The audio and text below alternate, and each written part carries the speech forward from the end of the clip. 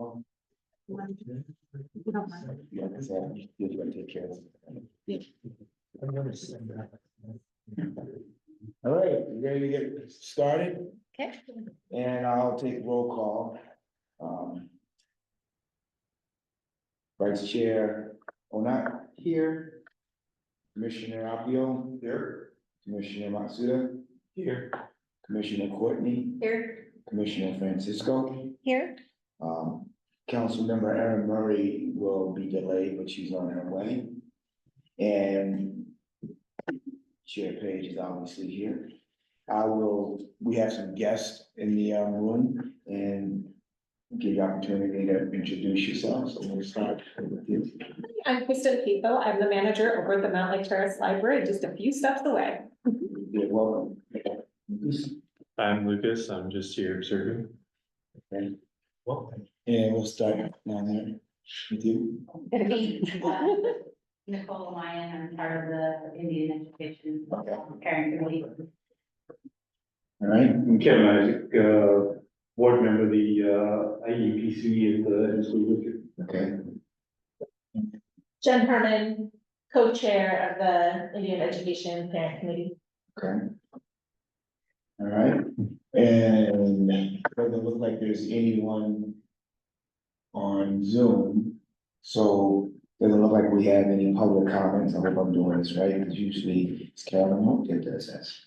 And next item is approval of May 15, 2024 meeting minutes. Corinne, can I get a motion to approve the minutes, please? Well, you go for it. Oh, I move to approve the May 15 meeting minutes. Second? And it's been approved in second, and all in favor? So moved. And she's right on time. We are now at item number 5. Oh, wow, all right. Cruising. Let's see, I don't see any other participants on Zoom trying to get in. Okay. Well, I just want to welcome all of our guests tonight. We have members of the Edmonds School District, Indigenous Education Parent Committee, if I got that correct, and also a member of our library staff, Kristen Kaipo, here with us. So I think both groups are going to talk a little bit about our Native American connections within Mountlake Terrace. So it's a really exciting night to have all of you here together. And we'll start with all of you at the end of the table, and feel free to introduce yourselves and talk about what you do and how you represent our communities in the school district. And I don't know, Benita, if you had anything else related to the group that you wanted to be shared. Jamal, Aka Jen Herman, Chapniwa, Ilan Pichigat Mutes, Costello Family Nani Edward. My name is Jen Herman. My 16 name is Chapniwa. Just call me Jen, a little easier. My family is from Alaska, we're Sukyak from the native village of Yak, is the tribe that I'm enrolled with. And, but I live here on Coast Salish land now, me and my family. So I'm part of the Edmonds, School District Indian Education Parent Committee. And what we are is a group of parents that work together to, be the voice of our kids in the school district to make sure that they're getting the same opportunities that other students in the school district are getting.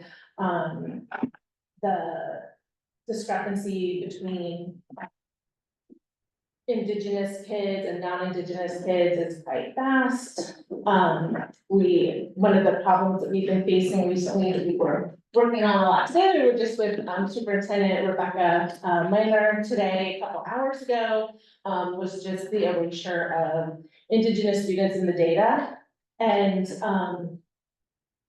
really trying to dig down and scrub the data and figure out what's going on in the school district. Right now, there's 67 kids in the district that are registered for Title VI services, which are services specifically for kids that are American Indian and Alaska Native. When we look at the data, there should be probably 450 at least kids. More, there should be more. 450 is like low ball estimate.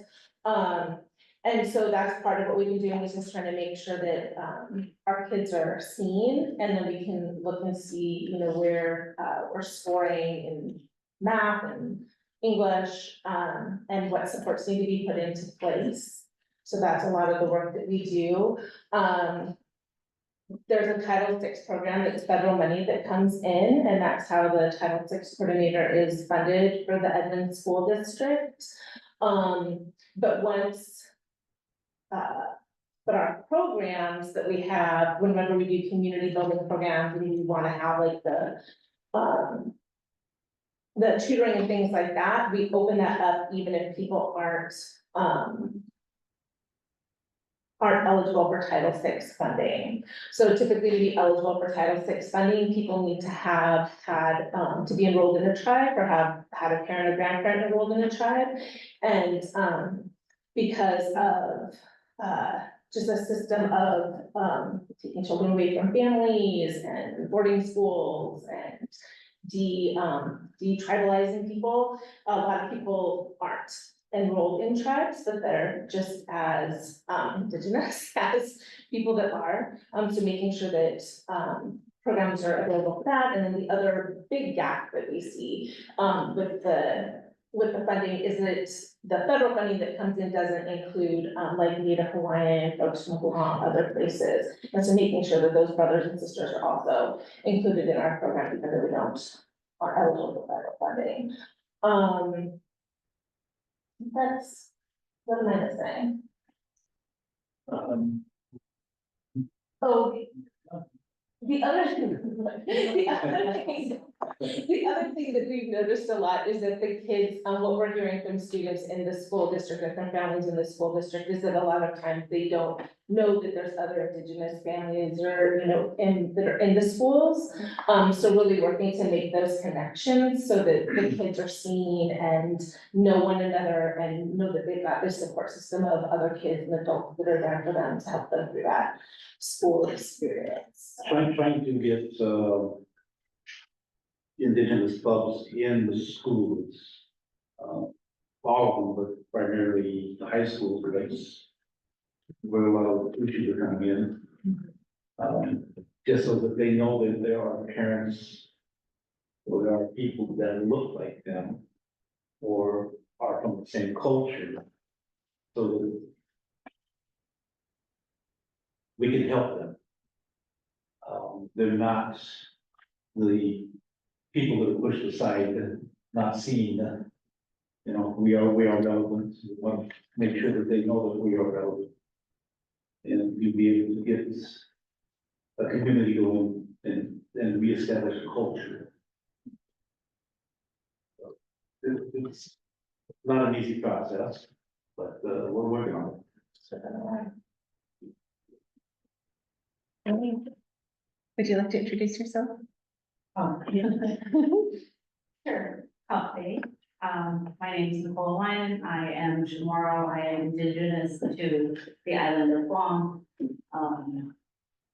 I don't know what I can add on to what she's already, yeah. Great.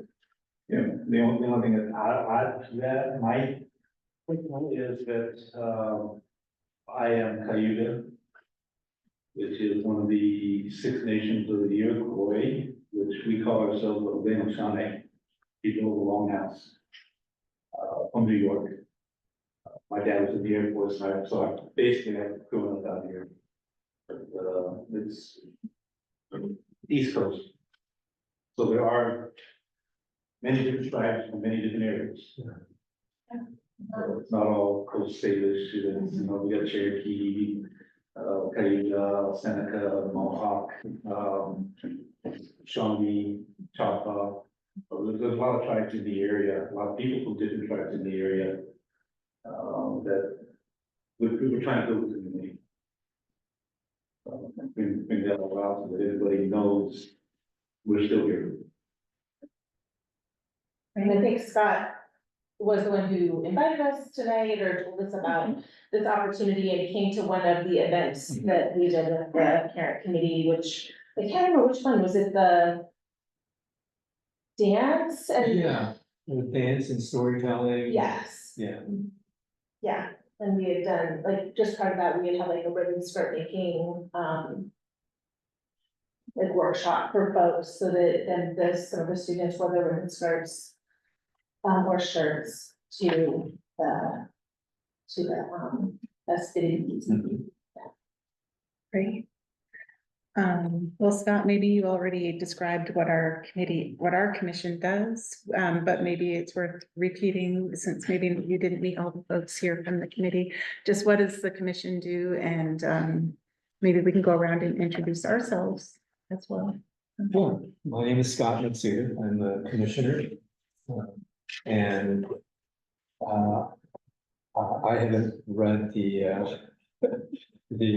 purpose that we have as a commission recently, but from my perspective, what we have been doing for the cities is outreach and meeting people that haven't really had an opportunity to be introduced to the goings on in the cities and to introduce us to what goes on in those other cultures. And so that's one of the reasons why I went there. I noticed it on the school calendar and I decided this would be a good thing to go to. And a lot of what we do is that.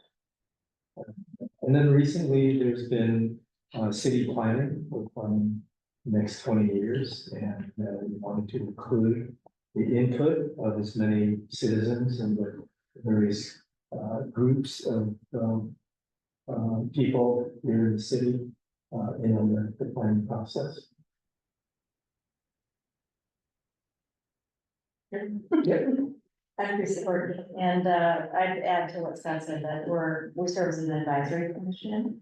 So we don't really make policy, we do review stuff for the city, so it's helpful for us to connect with as many different communities as we can. So that when we're reviewing things like proclamations and measures, that we have some resources to check in with, and also just some experience.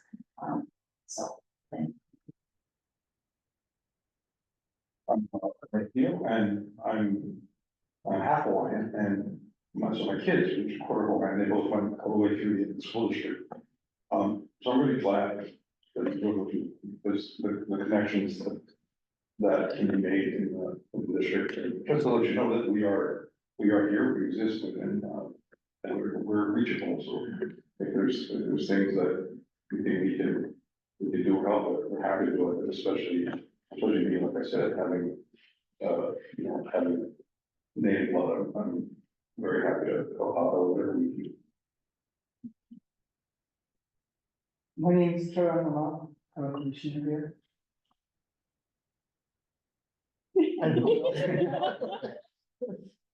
You have a child, Yes. and you volunteer for some of the school things?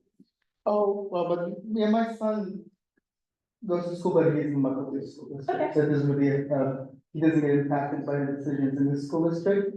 But actually, I do have a close friend in Edmonds who's part Hawaiian, native, part Slalom. So I wonder if she's aware of this. thing. Let her know, because a lot of people aren't, we're trying. Yeah, I was actually gonna text her. If you guys have a card or something, so I can take a picture of it. I don't have a car, I give you my phone number though. The change is for Yep. and I will share it with her. Sounds good. I'm Benita Francisco. I'm the outgoing, well, I serve on this commission, and I'm also the outgoing co-president of the Edmonds PTSA Council. And I think that there is a lot to add to the data that's probably missing, because I know in the school district, on the forms, if you say 2 or more races, they don't identify what those are. It's just that it should have a subset question, and it doesn't. And then hearing about this, I'm like, oh, my kid should be part of this, and she's not, and I'm pretty involved, and I should know that, and I don't. Because I'm a quarter of the Native Alaskan, and I'm enrolled in Nana Corporation. And so, Alright, yeah. it doesn't, but I didn't know. Like, I got called to invite, I was invited to things when she was, in elementary school. And I was like, I don't know why I'm on this list, and there was no education about the process or the program, so I should, Yes, yes. and our kids hang out together. I know. Yeah. You're making connections. Yeah. Yeah. We're making it connected. Yeah, and I'd love to be able to more, partner more strategically to advertise about what events are happening and how people can be involved, because they are open to people who are interested in supporting the culture, and you don't have to be a member to be involved, and I think that that is some education that we could work on with some parents to be involved. Okay, well, can I ask a question here? Sorry, buddy, you. Yeah, no, you're good. So I just want to know, that gap between 67 enrolled and 500, that could be, Yeah, what are the things that have to be done in that gap? Like, what are the specific things that you're trying to do to get that number? It should be. so part of it is that I think enrollment paperwork goes home to people maybe in kindergarten, first grade, and then they don't see the paperwork again. And so I think people don't know about that. I think part of it is that in our communities, there's not always a positive history of working with the government or working with school systems, so people can be hesitant to fill out paperwork. So a lot of that is making connections and like allowing us to make connections with families so that we can invite people in. And we're having a really hard time getting any of that information from the school district. Even like recently, we knew that there were 15 graduates, and the person who was in charge of the Title VI quit probably a month before graduation, so there was no graduation ceremonies planned for the kids. So we needed to reach out to the kids, I mean, the parents, we scrambled, we got the blankets, we got the stuff, we partnered with another organization, Urban Native Education Alliance, partnered with them to do a graduation for our students.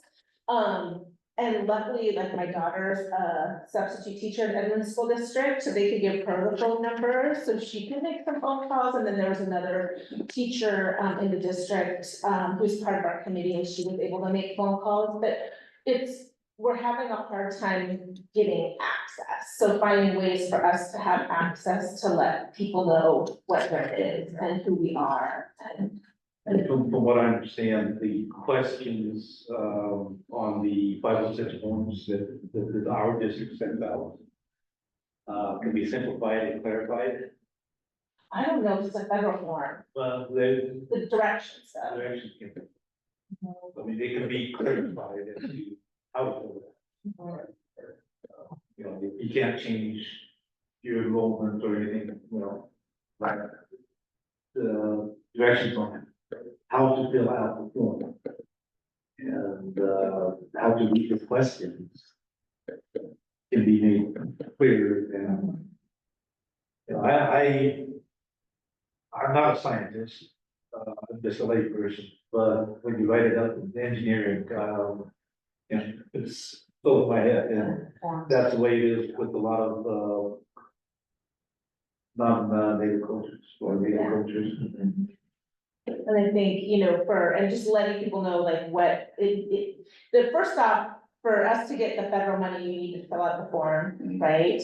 And what it means to fill out that form. And like for Alaska Natives, even if you're not enrolled in a tribe, if you're enrolled in a corporation, it's a little different in Alaska than it is in the lower 48. And then also, even if you're not enrolled, right, that doesn't mean that we don't want you as part of us. Like your kids, you're still gonna support your kids, we're still a family, we're still gonna take care of each other. You don't have to have this like formal enrollment. If you've got native blood, you part of the family. Exactly. So you don't have to be a federally recognized. Your tribe. For us to get the federal funding, you need to be a part of a federally recognized tribe. For you to come to our activities and be Yes. involved, And then no. you can still get some resources, some help. But like I said, if you have native blood. If they're all native, it's all village. Right, and it's like, We all took care of each other's kids. You know, but like I say, it takes a village. and we're not worried about boundaries, like, you know, boundaries of countries either. So people are indigenous to Mexico, people are indigenous in Canada. We still want you coming in and being involved in, yeah. Or for You guys people in will. Hawaii or, Siberia as well. yeah, Because there's Siberian indigenous people here, right? now. Yeah. I mean, you know, I just The, want to, yes. couple of thoughts I have, and also another commissioner, is, you know, me and Carol have been thinking about the same thing, because as I was thinking about it and looking at it, you know, here, she put it up on the screen, saying and thank each other. But you know, our mission statement as a DEI commissioner is up on the board's talk sheet, also on our website, on the city website. And two things that I want to highlight on there is items 2 and 4. You know, where, you know, our state, our goal is to provide input to the city departments that ensure equitable access to the city services and facilities for our diverse population, as well as to serve as a resource for city government and the community, providing information, education, and communication that celebrates a better understanding of our differences.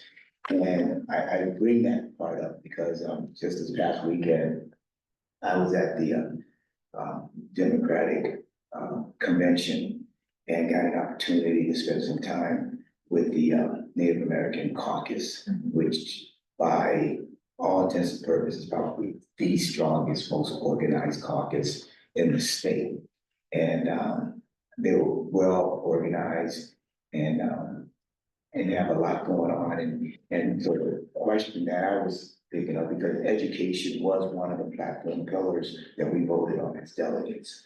And one of the things that Chris Redcall, the superintendent, pointed out that, you know, indigenous, Black, Hispanic students, you know, percentage wise are not in the high cap programs. However, those that are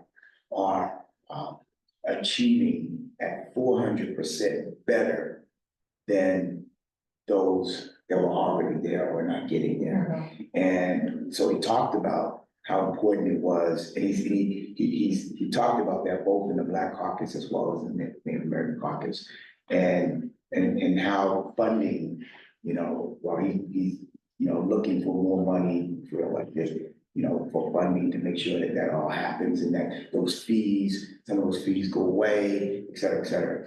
And so I was sitting there thinking,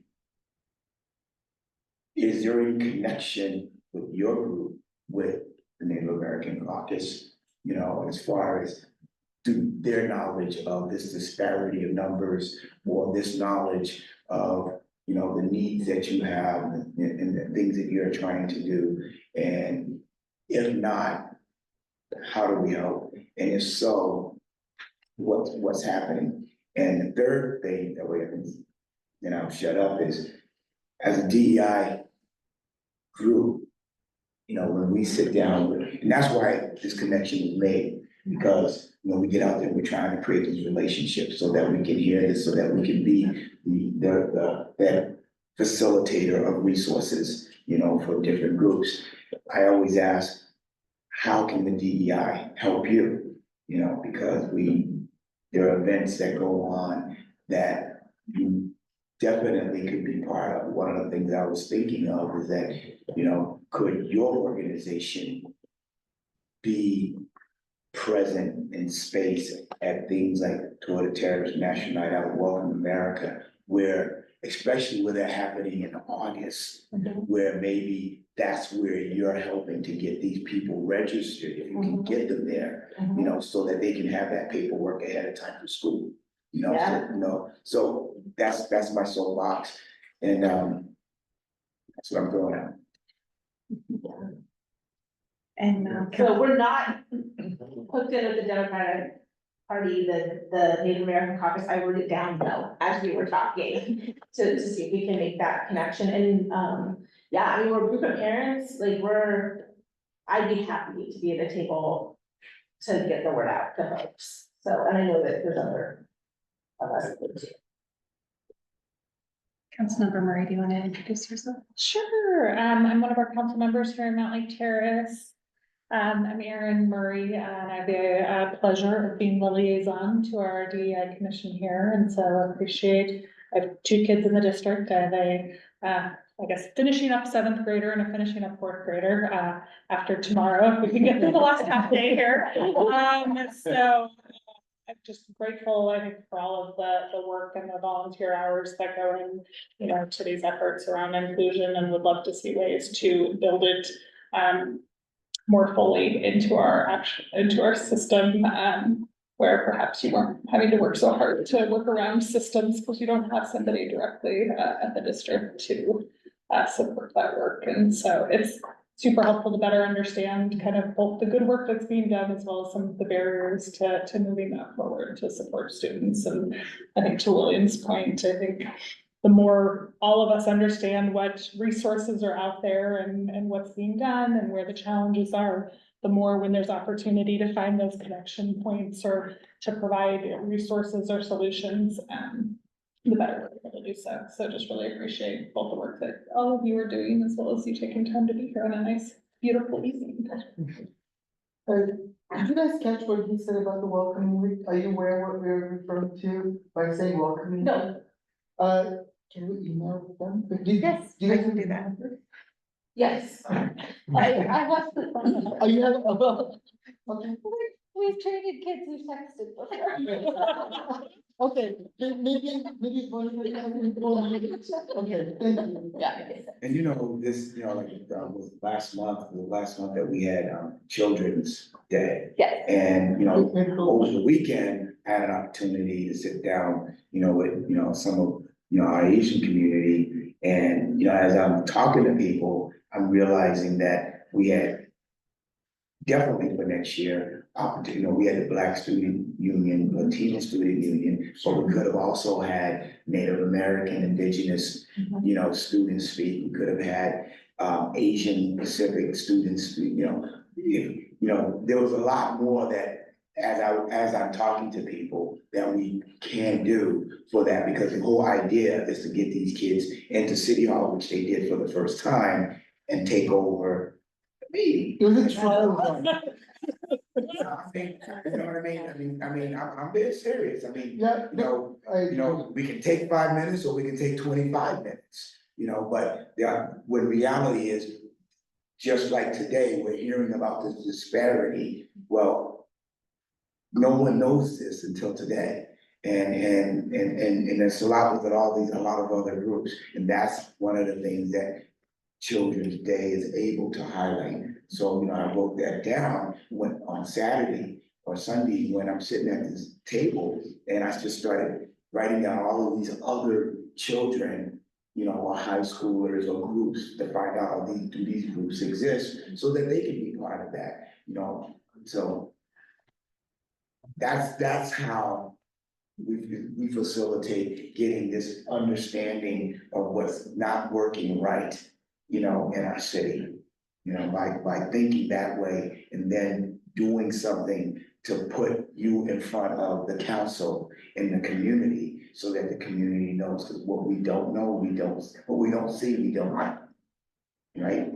And can I put in a plug, I guess, to build on the work that this commission is doing? They just appointed or nominated, and we voted on here last week, our first youth commissioner for this commission, which is really exciting. So we have a Mountlake Terrace High School student who will be joining us this coming year as a commissioner. And so I think in thinking of ways for youth in your program to potentially get involved in the city and to make not only to us, you know, for them to better understand what's going on here, but for us to better understand, you know, kind of their experience and what the city could potentially be doing to make the community more inclusive beyond the borders of their school. Or, you know, I think there's great opportunity there, and I know we are gonna continue to explore other ways for us to find opportunities for youth to serve and have their voices heard as part of our regular body of work here at the city, which we're excited about, both in terms of like hearing what they have to say, because to William's point, I mean, just the small bits we've heard were just phenomenal about the work that they are doing in their groups at the high school, and I think we are really excited about the ideas that they're gonna bring forward here as we have one of those conversations. And they made the news Mhm. for being here, That's awesome. so that's how you hear about it. Well, and it's not just people, the students who live in Mountlake Terrace, so we also talk about the people who work and go to school in Mountlake Terrace, so.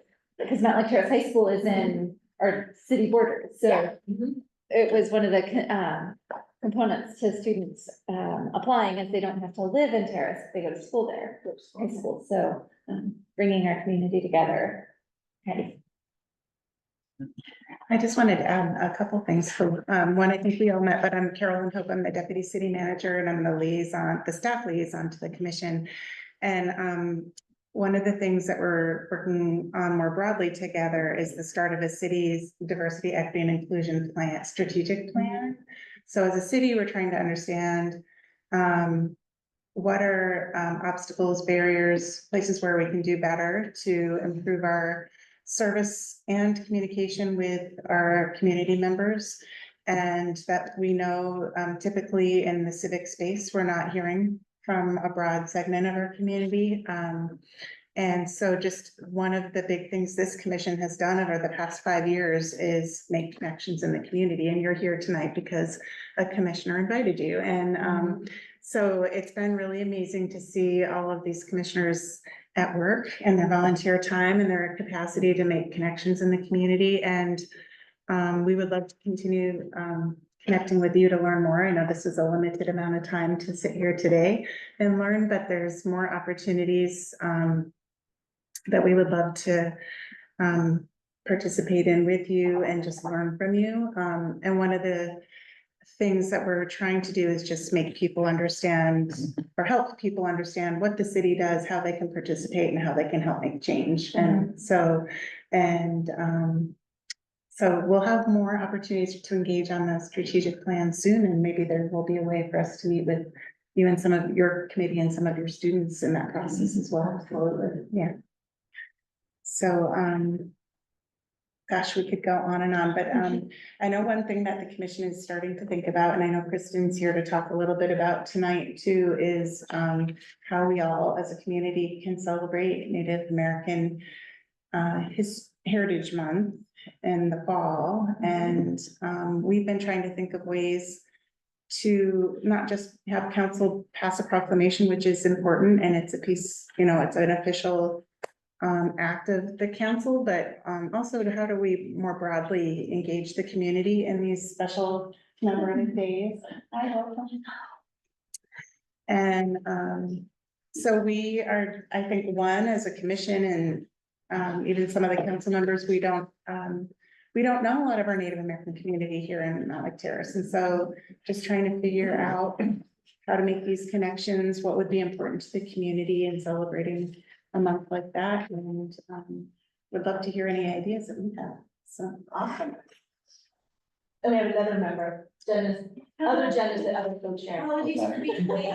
Just ran from soccer practice. thank you for coming.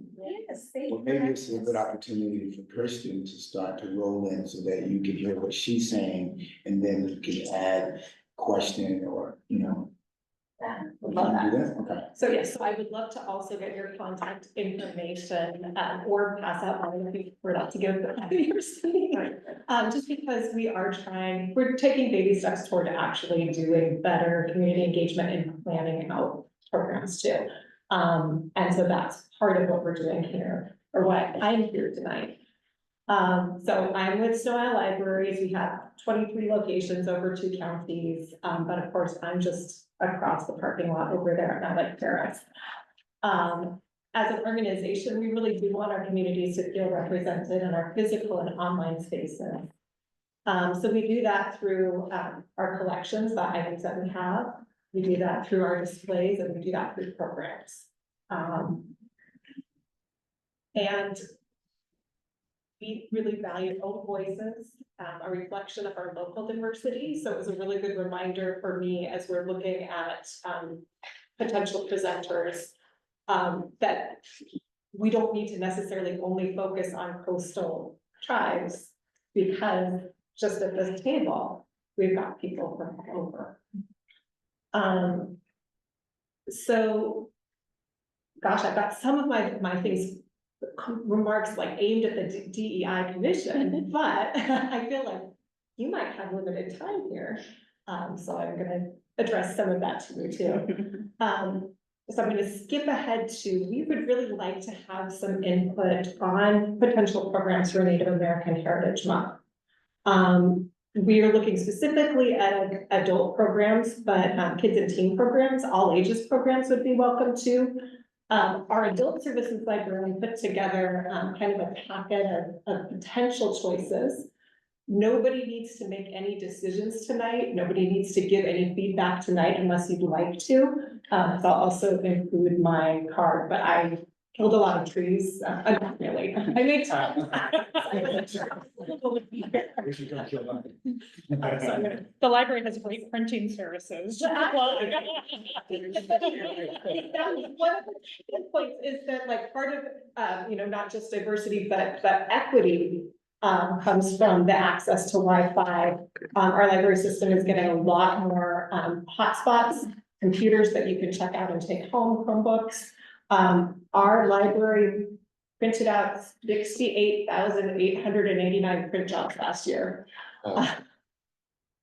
16,927 people logged into the computers with an average session of 39 minutes at a time. So those types of connections. But circling back to specifically potential programs, which this is not an exhaustive menu by any means. We have access to some of the speakers from Humanities Washington. And those are going to be the first 4 pages. John Halliday, Aaron Whitefoot, Trevor Bond, and Kestrel Smith. Oftentimes these are pretty academic, but these are own voices. John Halliday is a legally blind Native American artist of Muckleshoot, Jawamish Yakima, Warm Springs, and Riverside. Aaron Whitefoot is about the Treaty of 1855. Trevor Bond, Coming Home, has the Nez Perce tribe regained their cultural heritage. And Kestrel Smith, Fishwash, tribal rights, resistance, and resiliency in the Pacific. We don't have enormous pockets of money, so these are things that we would probably be able to do one rather than multiple. We're also very interested. It sounds as though Andrew Morrison, who is just down the street or has a mural, has said that in the past that he would be willing to do a library program. I love that it's very, very hyper local. I don't know people or not, but we're interested in reaching out. Seeing some nod over. And then this was something that it's free, but I don't know if it's got quite as much interest or not. Tribal justice, which we have public performance rights for, we could do a DVD screening.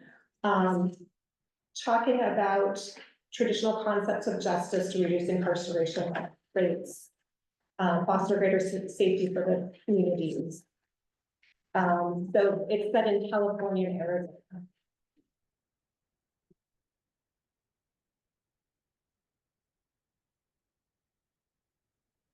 And that's a lot of info dump that I just did on, which is why if you have any initial thoughts, please share them, but otherwise, please reach out or give me your contact information too. Basically, for planning purposes, it would be helpful to know by August who we would want to reach out to for something that would be happening in July. That gives us time for publicity. That gives us time to go through the contract process.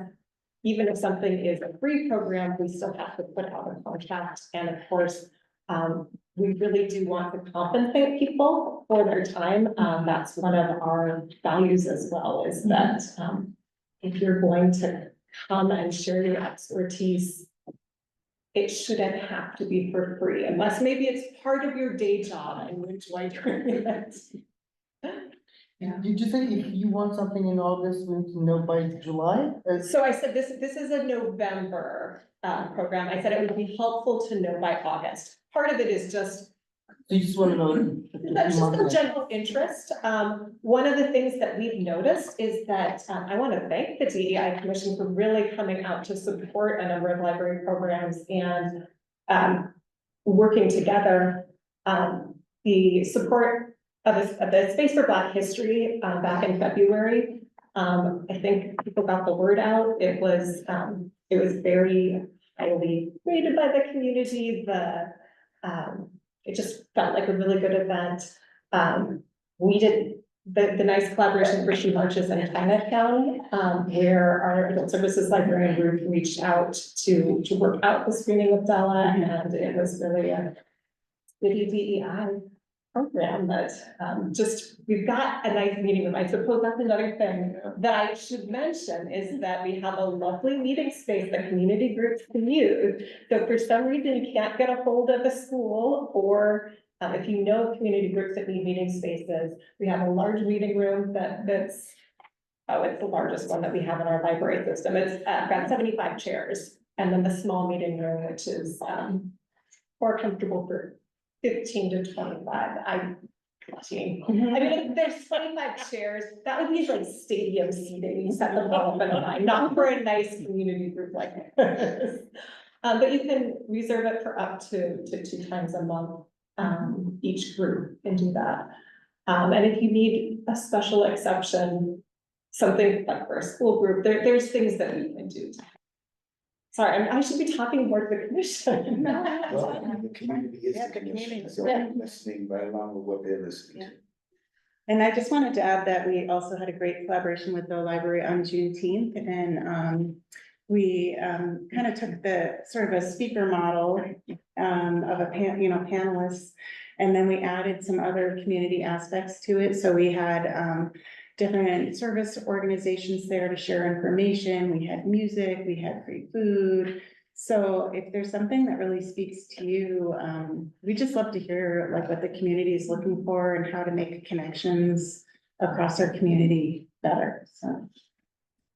And if I can throw this out to you all, I don't think not all ideas, come to fruition, but if ideas do come, don't be afraid to just send them out, just send them to us. I mean, we can't say yay to everything, and we get some requests that are kind of funny, but we can't look at them if we don't see them, so, our emails are public, and,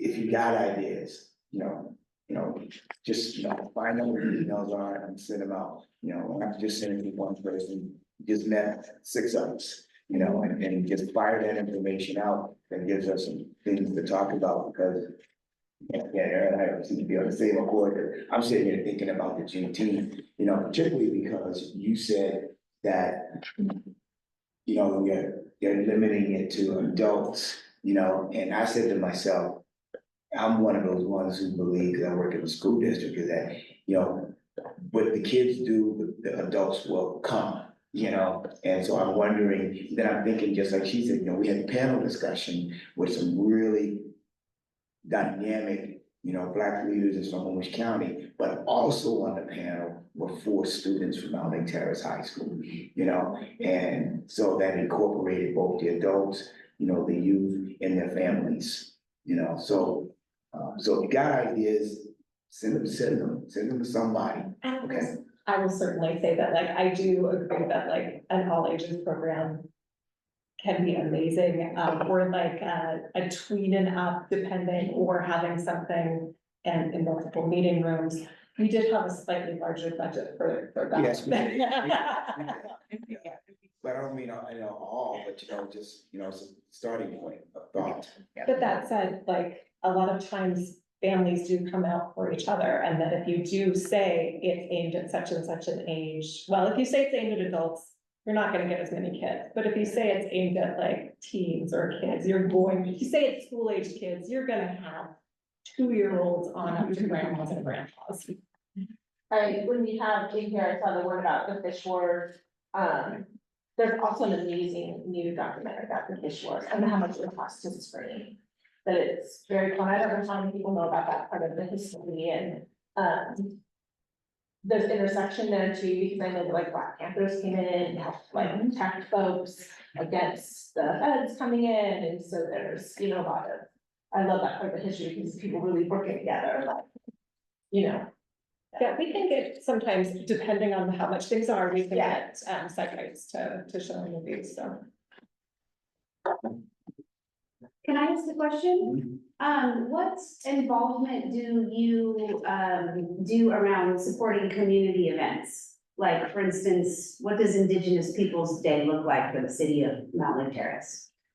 Well, that's what we're talking about right now. Okay. We have never done it.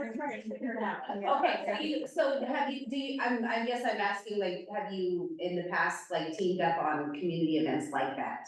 And maybe some folks that have been here longer than me now, but, Well, I can say I've In been the here last since year. 2020, and, you know, since the inception of this commission, there are a lot of first Oh, okay. things, all right? So Okay. that would probably be a first, which is just all right with me. Yeah. That's how we. Well, most of us live in Edmonds, and so I see like the multicultural May, I see them get out in front of a lot of events. Mhm. But they are very specific about what they support. So Right. I've gone to that committee before and asked like, hey, well, you know, since we're supporting X, Y, and Z, how about if we do something for Indigenous Peoples' Day? And it's never been brought to the table. So What's this at is the table exciting to hear.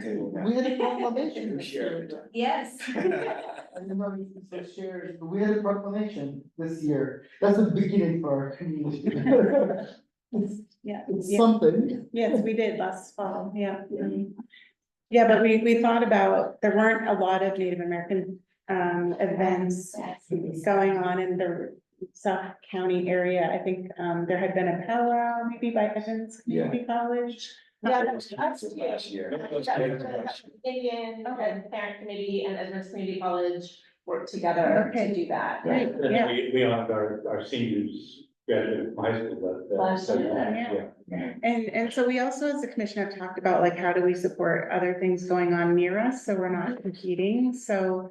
I mean, we're also very open to those ideas, or just if we're doing something small, on the smaller scale, and not trying to create another big, you know, thousands of people community events, so. Yeah, and so are you going to move forward with the powwow this year, or is it canceled? So it got canceled this year, it got switched to a tribal jam, and then that same person who left the position, right, like a month ago, that got canceled. at the same time. Yeah, had field trips planned, especially one to the UW campus. And Yeah, everything is yeah. happening. Because of venue or just like resources and? It was just it was us. A lot of lack of relevant communication. Okay. And response back from, because a lot of parents don't get the communication they should. Right.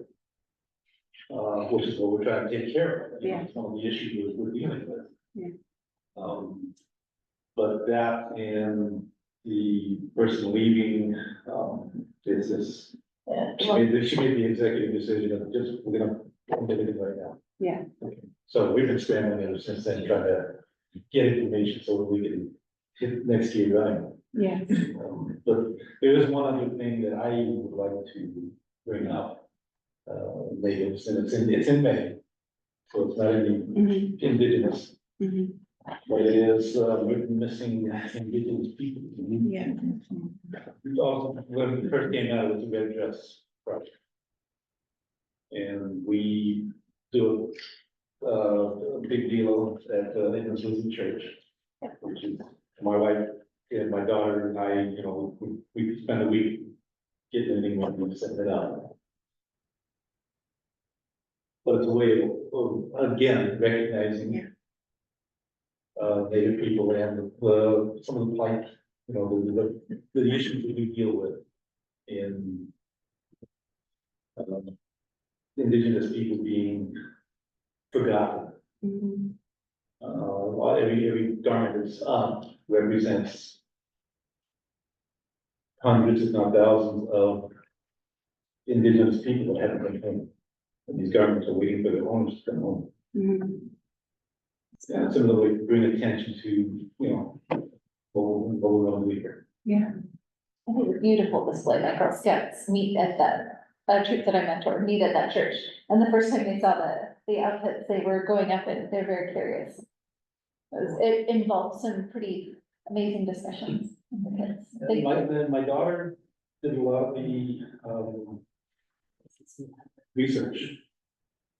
For the information, a great deal that came from Abigail Echo. It was, she was in Seattle. Indian Health Board. But it does, people come out and see it, and we decide it, and it brings attention to what's going on. That could be, you know, and again, that's an idea for maybe even, you know, for what you're talking about. And, you know, like you said, they don't have a whole lot of money to generate big events, but, you know, small events, a lot of small events create a big understanding of things that you're trying to get across. So The event this year with food that we had catered. They wasn't 15. We've got, we've got garments, we've got all the garments, all the hangers. And the church puts out the little orphans, they hand out people. Would there ever be an opportunity to like display something in a smaller display case, like at the library, we have a display case that community groups? Things that. Yes, yes. Yeah. That's definitely. Oh, sorry. Sure, I was to say, but I guess building on what Chris just asked, I think maybe another opportunity for collaboration is we work with the library and our arts commission to help display art on a rotating basis over at the library. And so maybe thinking about local Native American artists who might be interested in having their work displayed over there, might be an interesting. Every month there's a new display that goes up, and it's always devastating when the art comes down and it's a blank wall, but it means that you really notice what comes up next. Yeah, it's beautiful. So, That may be another way to get kids involved and, you know, do the youth art. But Well, that's what that struck me when we were looking through the packet that you gave us, was the artist, the hyper-local artist. And that, I mean, there's so many different artist abilities. And so it can be all ages, because like, I am not an artist compared to the art that my daughter does. My daughter's art is very specific in her wheelhouse, and so it can be more all ages. when we first started this program, 4 years ago. My daughter designed the logo for the Beautiful. We also designed one of our role books. Did she do? Yeah. The orange shirt, they're the thunder, The second. yeah, the Thunderbird. I have those here. Yeah. Yeah. And she does a lot of keeping, she hasn't done it lately, but one of her stress release, anxiety releases, is to get blank canvas and start painting. And she's had some of our church members have asked her to paint something for them, for their house. And they paid her to do it. Nice. So. And and I know there's a lot of artists. Children in the school district that I'm pretty sure we would love to have something like this, an opportunity to go. Yeah, if you ever walk into the Shoreline, school district building on First Staff, the entire building is lined up with art from kids. You know, some from as far back as like 10 years ago, and, you know, recent, but all the walls are covered with art from kids. And really good stuff. So, That's where change comes from, sort of thing. Get them involved. Yeah. so football, motion pictures. Let's see, this is not on the topic specifically of, Native American Heritage Month, but just letting you know some of the things that are going on in the library. That are also kind of related in your wheelhouse. We're starting Maker Mondays, on Mondays, July 8th through August 12th. We have an English session at 5 o'clock and a Russian session at 6:30. We have a Russian speaking staff member who loves science, came out like in a Reagan Gorbachev visit, like many years ago, like to study, because she was like a top science student, which I probably shouldn't share about her. We do offer talk time opportunities to practice conversational English in a really non-judgmental way on Wednesday nights at 6:30. Let's see, the mayor has facilitated a connection with Lori Matsukawa, a local news anchor formerly, and also the author of The Brave Mrs. Sato. So she'll be doing a program coming up in November, so that's kind of far out there. So she'll be reading and also doing some ikebana.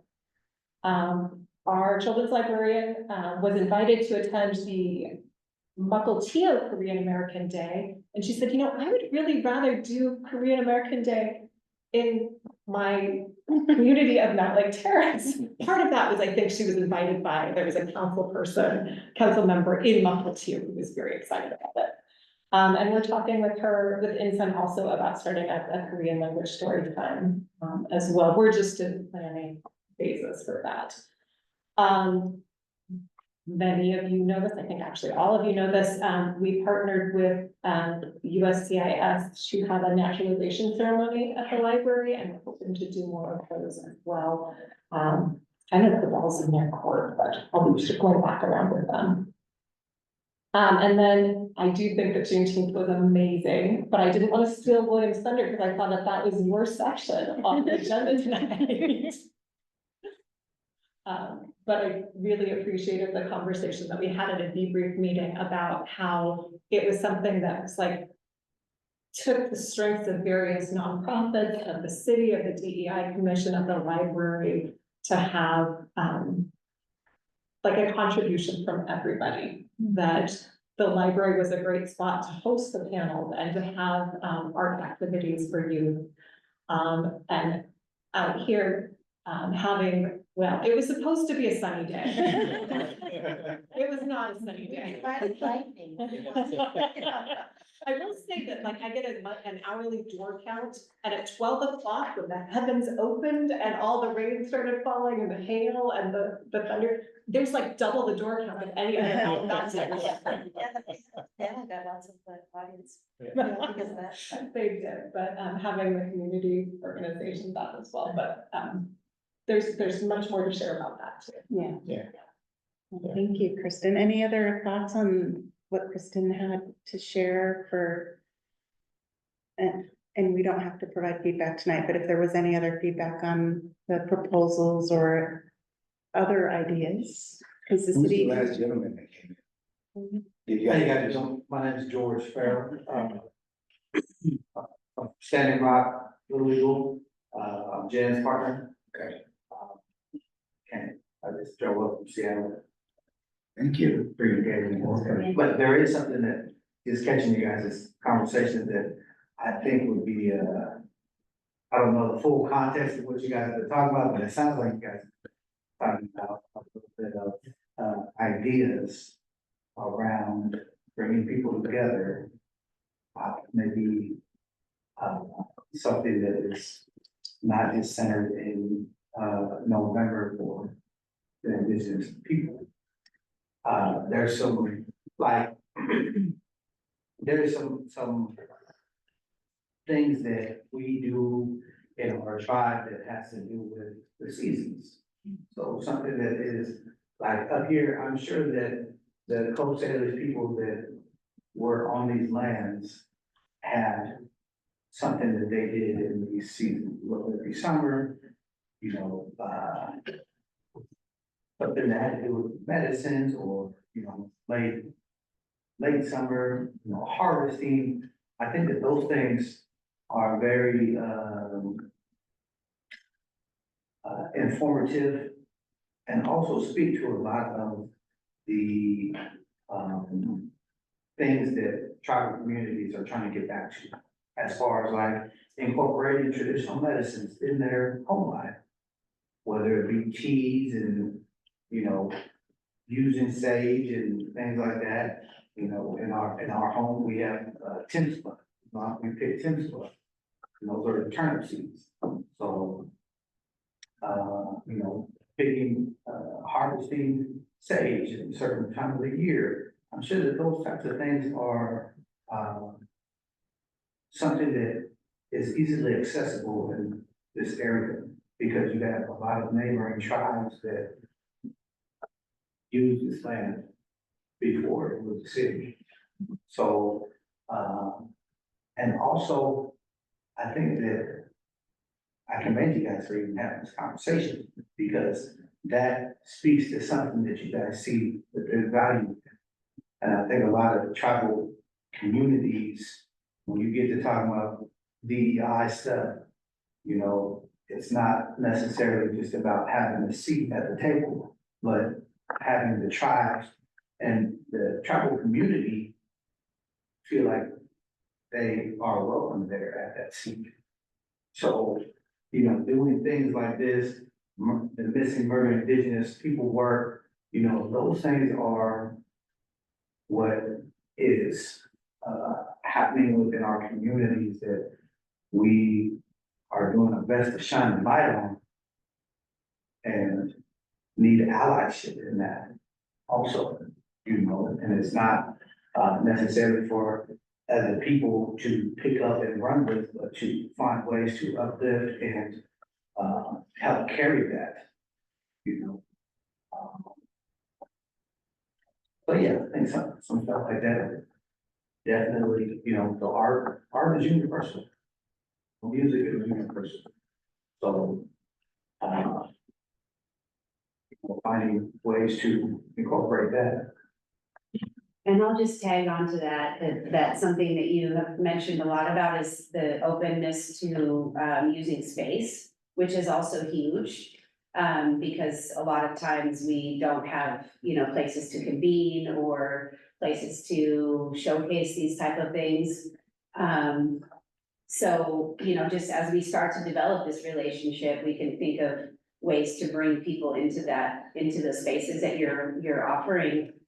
With different speakers, or we were just sitting here trying to talk about ways, because just to be very honest, we get hit with stuff for November all the time.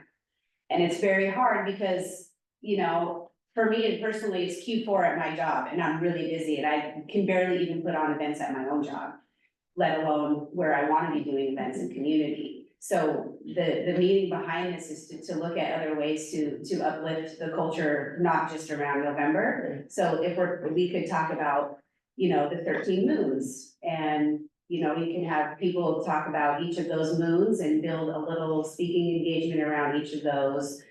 You know, something very low budget, easy, separated from just everything concentrated in one month. And those ideas, the library, we worked with the Edmond School District this last year, Nicole probably told you, but we were able to fundraise about $7,000 to provide just Indigenous authored books to all of the schools. And it was a pretty big deal, and we didn't realize how limited the budget is for these librarians to provide like more current literature.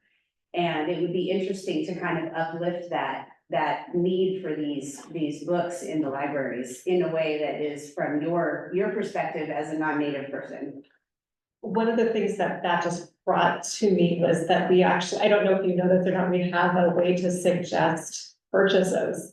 And say, like we're trying, we're looking for ways to make sure that they're kind of those mirror window books, like where you can see yourself reflected and you also get a window into somebody else's culture. But we don't necessarily find them all. And so we do have a space on our website where you can talk with a staff member about if you know of specific titles that really like, you know, your kids are relating well to, if you're not seeing that in the library, please let us know.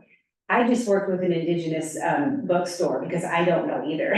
So I just went to and did a little research on a indigenous owned bookstore and found all of the titles that are cool. But if you wouldn't mind, like, if you have a list. Yeah. If you wanna send it, and I can send it on to our collection services librarian. I don't know where she is in the book buying process every year, but knowing that somebody wants particular books. That's a really good reason for us to get those books. Yeah. I just want to add on to a little bit about, like, give a little bit more context to this as well, is that we are speaking about things, books and celebrations and making, you know, cultural connections. And I don't know if you guys really like see this as bringing a piece of humanity back to the Indian people. Because we, at all functions and all settings like this, we are always trying to bring a piece of that identity back to the forefront, to the table, to be recognized. And even in the library setting and bringing in these books, our books are not necessarily labeled as nonfiction, as you know, biographies and things like that. They're not historical. No, our books are labeled in fairy tales and you know, that section. We are trying to get that out of there. I don't know if we've finished all of that work, but there's definitely our catalogers are looking at making more, I don't know how to phrase it, but like, it goes in the religion or the history section. It does not go into folklore and fairy tales. Yeah, so, you know, I mean, whether it comes, the correct term is like the Dewey Decimal System, you know, being labeled in that. Even to bring that to the forefront, man, why is it that we gotta, you know, stand up and say, and our stuff is not, like, we have scientific proof of some of the stuff that we got. You know what I mean? Yeah, we have sessions on decolonizing Dewey. Like the thing about Dewey is like, if you look at religion, 200 to 290 is Christianity and 290 to 299 is everything else.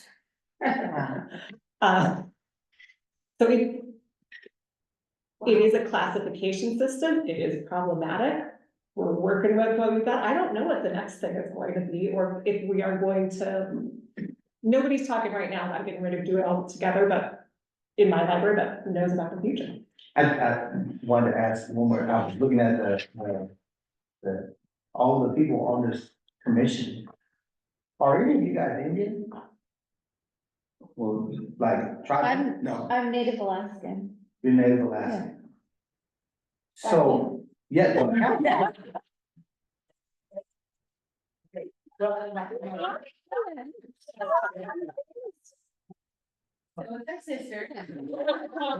My point in really in saying that is in very few of these commissions, groups, DEI groups, are we represented?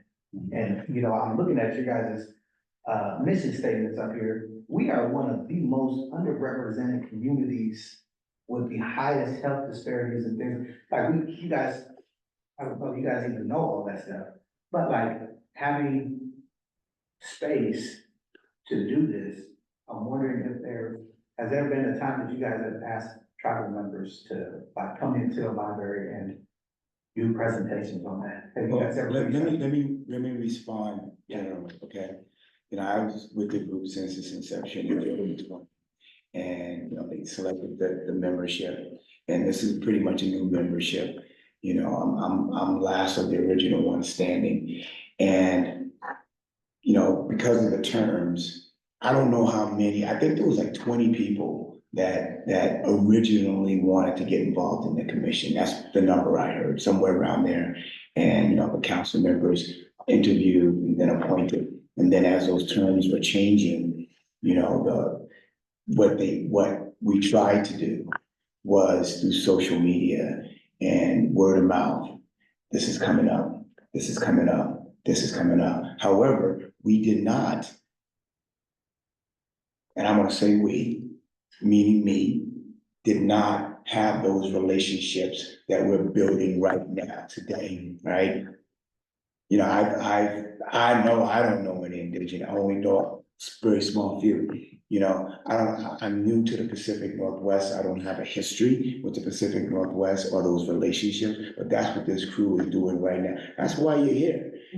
There are gonna be terms that are gonna be expiring. My term is expiring at 25. I gotta reapply if I wanna be there, or so can you, or, let's yeah, so you can apply. But, someone from Mountlake Terrace, can and should apply.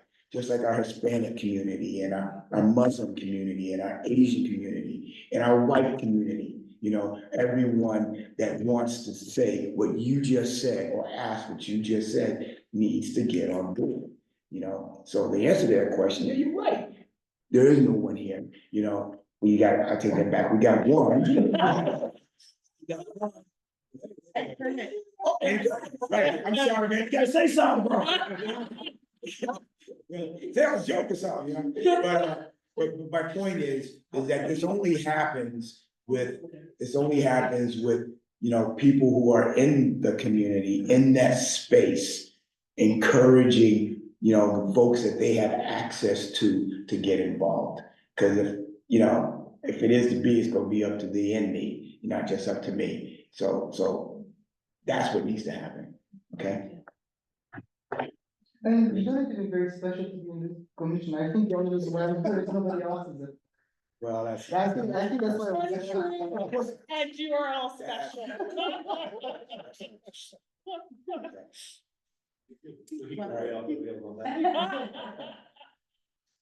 I just want to thank everyone for being here, and we would love to have another time to brainstorm with you about how to engage together more. And I'd be happy to follow up with an email on different ideas and events where we'd love to have you participate. And two, if there's other things that you want to talk about, we could set up another meeting just to chat more specifically about topics that intrigued you about tonight's conversation. So Jenna, is it okay if I continue to? Yeah, absolutely. I just send it out to them. I just Yeah. forward it on. Yeah, and if we could just make sure all the guests signed in on that piece of paper that was going around, and that way we have people's contact info as well. But any other last wrap up thoughts? Yeah. I would just, I guess, I think you covered it well, Carol. Another thing I would add is just as you have opportunities for us to support you, please pass those along as well. Whether it's amplifying, the information so that, you can connect with more of the communities that you're trying to, or whether you are looking for folks to join you. I think, sharing those our way so that we can either attend or support by getting the word out. We would love to do that. And then Dr. Woodard would say, today was a historic meeting, because this is the largest meeting that we've had since October 2020. So thank you. For having us. Thank you, Scott, for coming to our event and then inviting us to come to your meeting. We appreciate it. Makes me feel good. You came here and you participated with all that information, you brought all the right people. Thank you. Thank you very much for having us. Okay. Thank you. Thank you. Appreciate it. Now we have connections. That's community. And so we didn't even know. Making connections and connecting dots all over the place, right?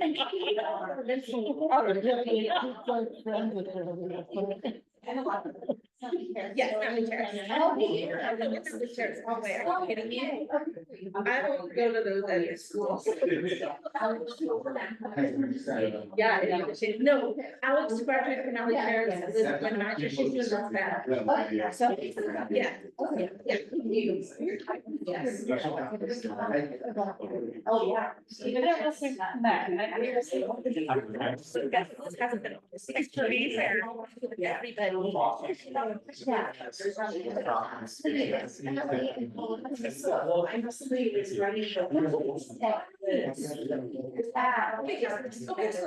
Indigenous journalism.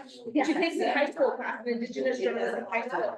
Down in Seattle. So the night the kids are speaking here, she was in her Indigenous journalism class. That's what it was, and we never missed that one. That was like just one of those things, we like, other like archery, whatever, we'll miss it, but like that, gosh, we never missed one. Yeah. Yes. Yeah. And it's probably, Yeah, oh, yeah, and I can. That's there. No, no. Yeah, that's good. No. Okay, I can't. Thank you. okay. So, yeah. Yeah. Okay.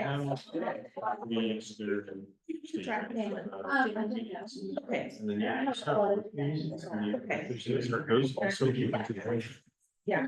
Yeah, so really it's the first 4 of 5 Thursday months, then the last one.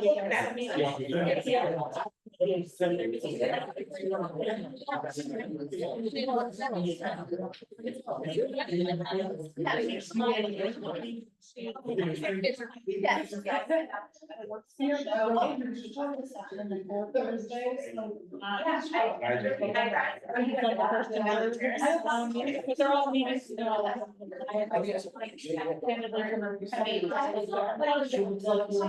There's a huge difference. Yeah.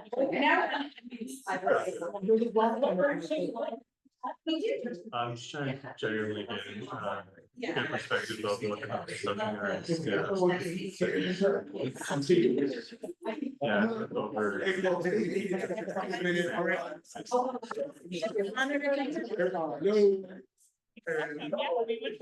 Everybody.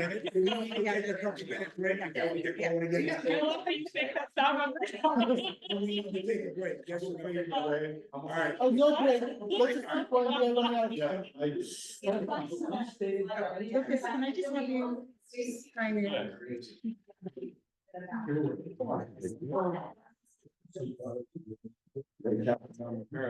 You're up. Oh, my, all right. You finally look like you can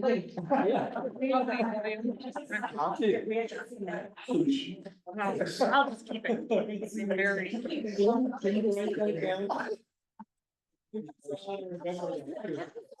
I think I got recorded. Let's get started. Let's get started. Our little impromptu. All right, Councilman Bird. All right, well, I won't belabor my report, given that, you know, we had such a great initial conversation. And also because I didn't have a chance to run home before our meeting, so my council materials are at home still. But I think the biggest update, and I already shared as part of the conversation tonight, but last Thursday, council voted on board and commission recommendations. And you officially have your 7th commissioner and your first high school commissioner. So congratulations to this group.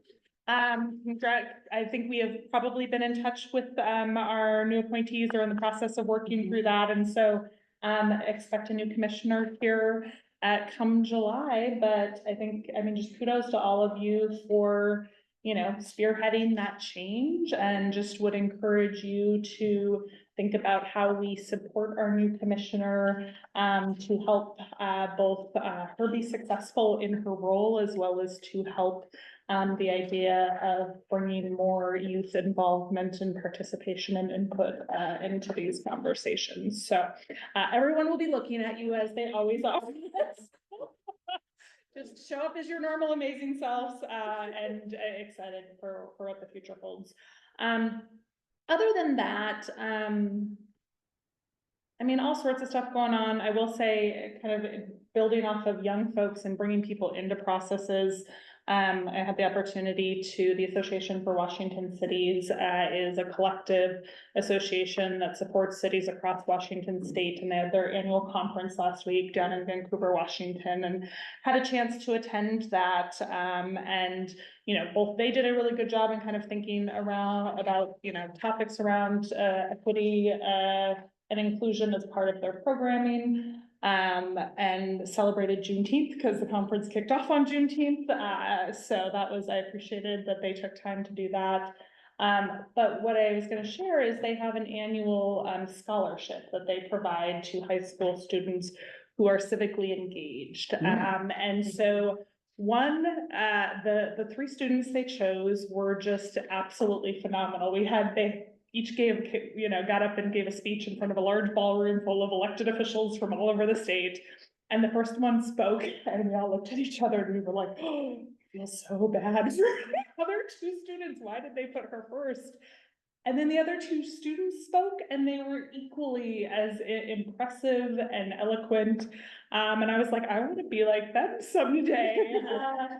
But, you know, I say that in terms of like, we have opportunity to share that opportunity next year with students in our community. So thinking through how we get the word out, and how we both encourage civic engagement that helps them have opportunities to build their experience in a way that sets them up for success for opportunities like this, as well as elevating, you know, the youth in our community, is just something I'd love to plant the seed on. I think the application processes are usually due in January, if I'm recalling. So just as we kind of think ahead to our body of work next year, I think that would be a really great thing.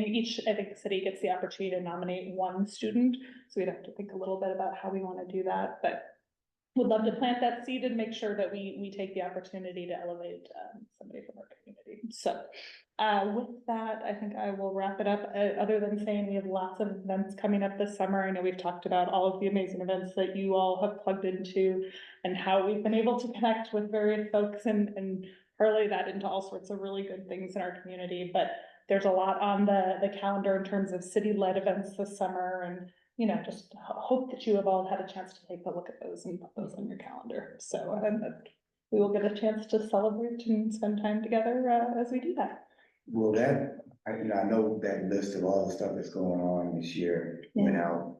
Will there be another blast of all of those events? Because, you know, I know I got it somewhere, but I don't know where it is, and it's probably the same for a lot of the community. Yes. Yes. Thank you, Karen. You know, just to kind of like piggyback on what you just said, you know, that organization that did what they did. There are a lot of organizations that do that. I thought of the Rotary. And, you know, most of the money that Rotaries raise is for scholarships.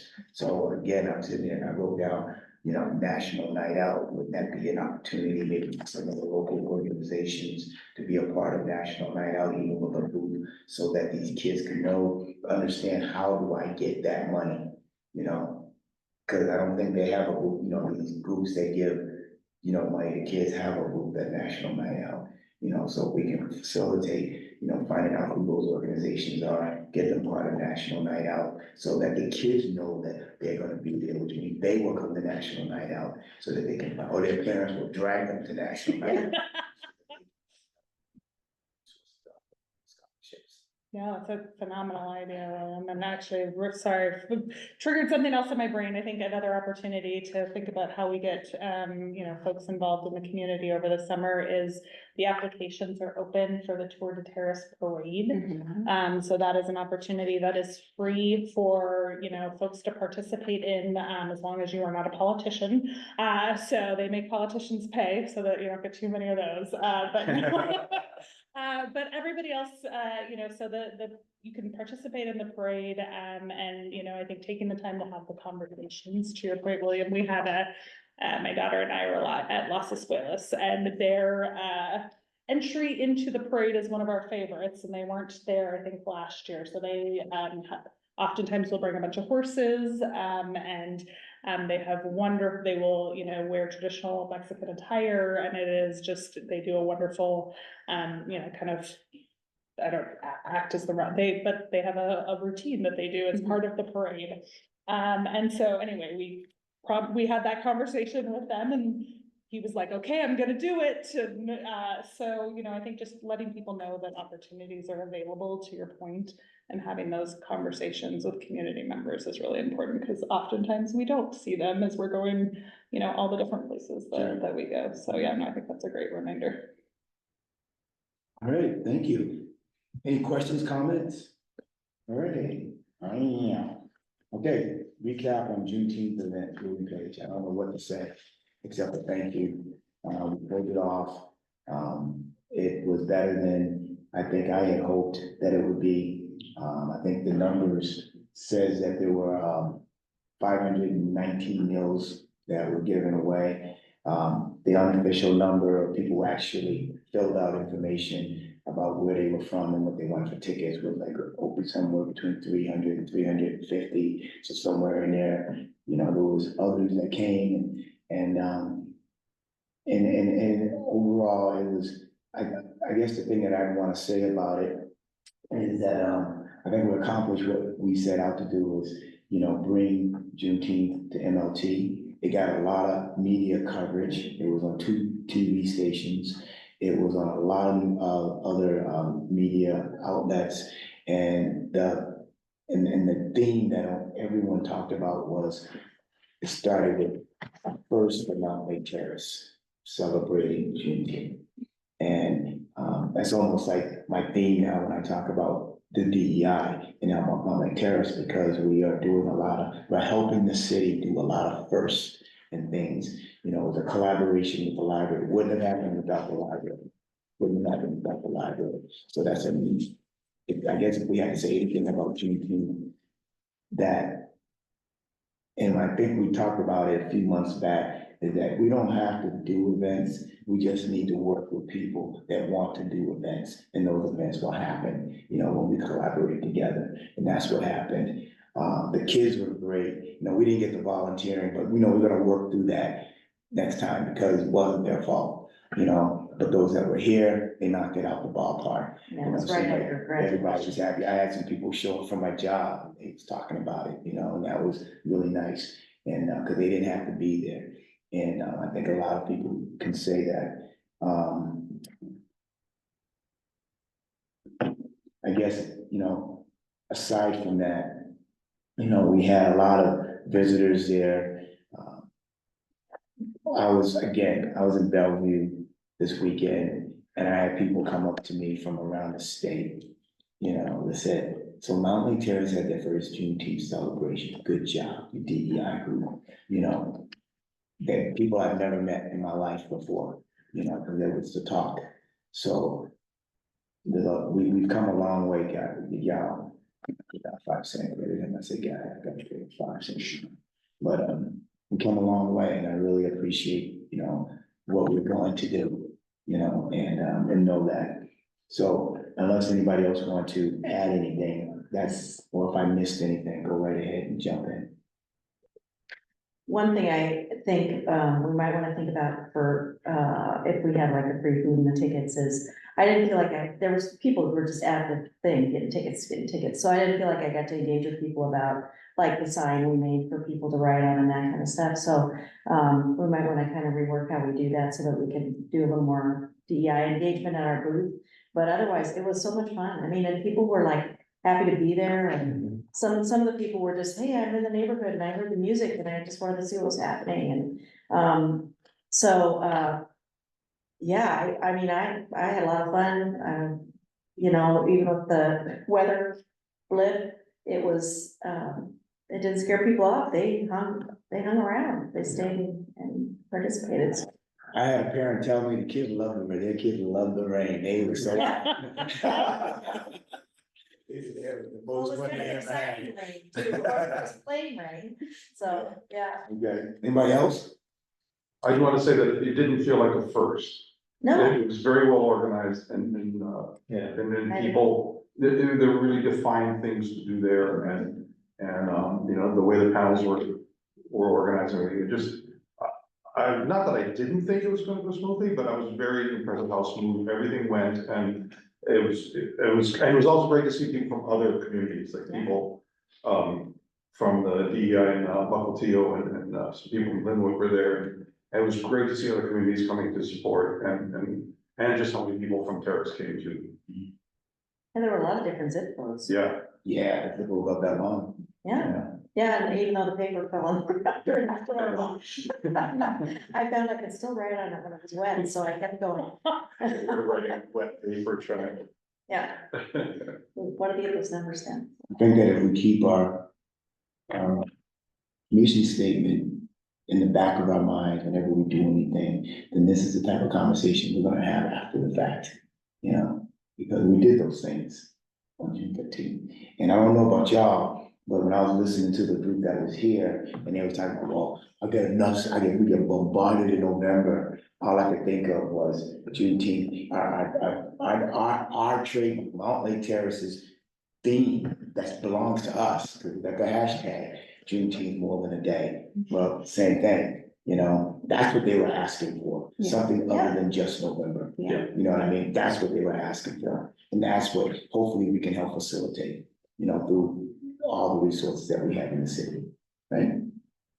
I really love the suggestion about like honoring the seasons or, you know, something else like that, because it's true. I mean, that's sort of saying it's canned is maybe oversimplifying it, but it's like, that's a designated day. And it's like, it is more than a day. You don't want to just make it about that month or that day, because it's about more than that, so.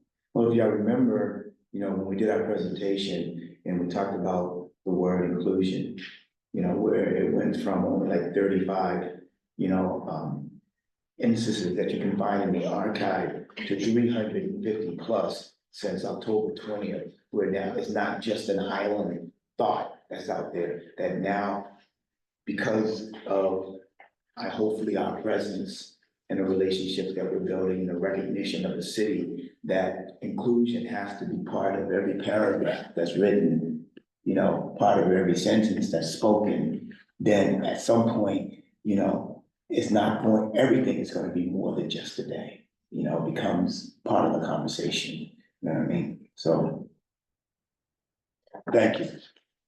I want to give, if Kristen wanted to add anything from this perspective as a partner in this. Well, I just really do actually want to commend William. I want to commend Carolyn and Andrew, for really like that organization and having things, like just down. Isaac, who's on the planning commission, who is the manager of the Breyer Library, really had come up with this idea as something that he really wanted to do in his own community. And so really, I'm part of Snow Island. I'm the person from Snow Island that's here tonight, but I'm not the person who deserves the credit for helping to put together, like figure out who to contract with. The fact that we do have Vanessa Gutierrez working with community engagement at Terry Mott. We just had a really large Snow Island contingent helping out. You know, I said a couple of times, like, oh, we don't have the budget for something. There's just like the whole difference between the Mountlake Terrace library budget and the Snow Isle big events budget.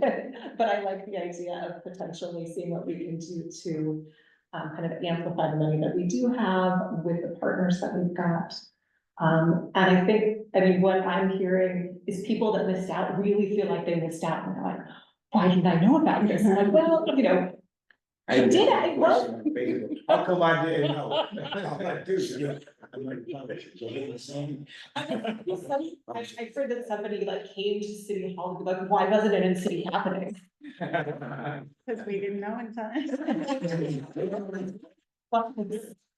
But like, you know, with the first, sometimes, you know, it's nice to be nimble and plan things without a lot of lead time, but it also was a really large event, for the amount of time.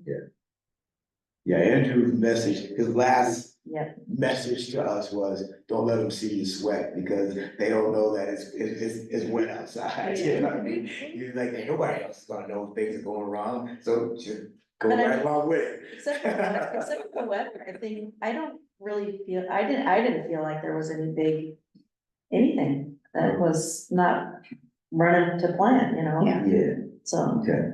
I will name, there was also lots of positive comments on the event down in Vancouver from other cities, both staff and elected officials. So I think in terms of like the amplification and news coverage that got, there was definitely lots of positive feedback, and I think it changes people's thoughts on who we are as Mountlake Terrace when we have these sorts of things. So Sure. yeah, kudos to all of you.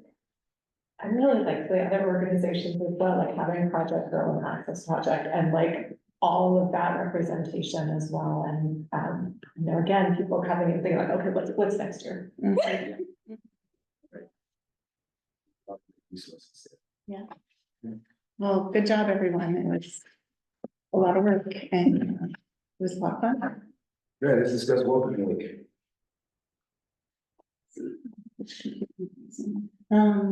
Okay, I'm gonna try to abbreviate this a little bit. Two big things on welcoming week. One, can we come up with a theme so I can come up with marketing materials? And their theme, the national theme, which we don't have to use, is We're All In. So we could like do a takeoff on that, or we could just do something completely different, but we probably will use somewhere the welcoming week logo, which is on the bottom corner of those graphics there, as well as our own logo, but just wanted to brainstorm a little bit about you know, thinking about what we're putting together, all these service agencies wanting to welcome immigrants and refugees to Mountlake Terrace and make sure they have what they need. So what would we think about a theme for that event?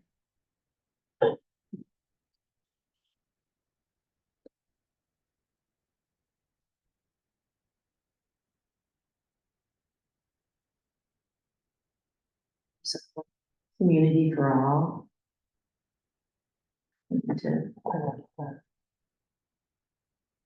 You know, I like that. even though you don't get to vote, you do get to speak. Okay, Oh, that's great. All right.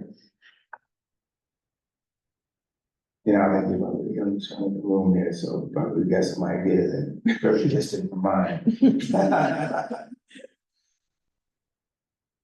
Is there, so part of our, kind of our general statement of who we are as a community talks about being a welcoming community. I wonder if there's a way to tie in, like, kind of some of our other, like, branding about who we are as a community.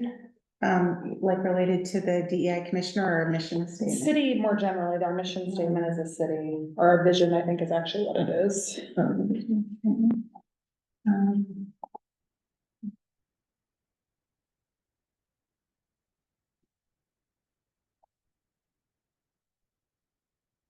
I can also look at the I know it's hard to drive and.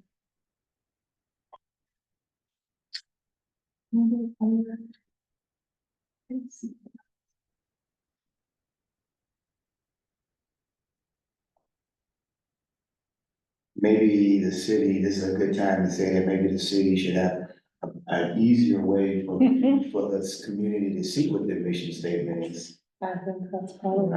Shouldn't be about a Fair. whole bunch of clicks. We just revised it, Carolyn. I don't, like, I have the old one, I don't have the new. Yeah, the new one, we haven't adopted it yet, but Okay. I could pull that if I have that easily Yeah. accessible. And it still uses your. Well, yeah, other language. Yeah, I could be wrong, maybe, I think welcoming is still in there, but I actually don't know that with certainty.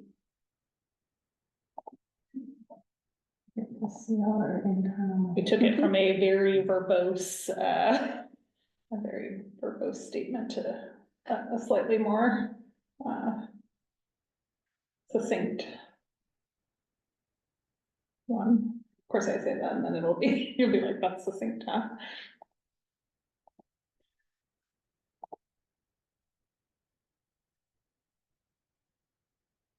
Oh, it's not in there anymore. Okay, all right, ignore me. Any other ideas? What was the, we have, the DEI one? oh, the DEI.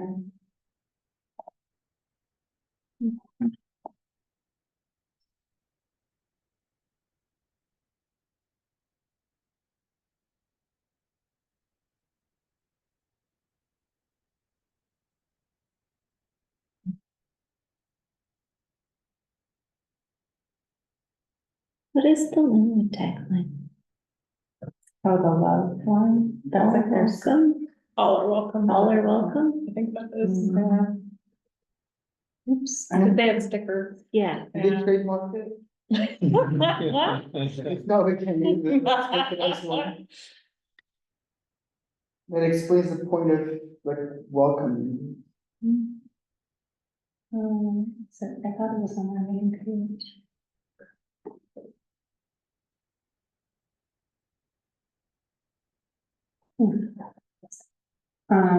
Yeah, I think it's something like. Yeah, I think it's like all are. How welcome to you.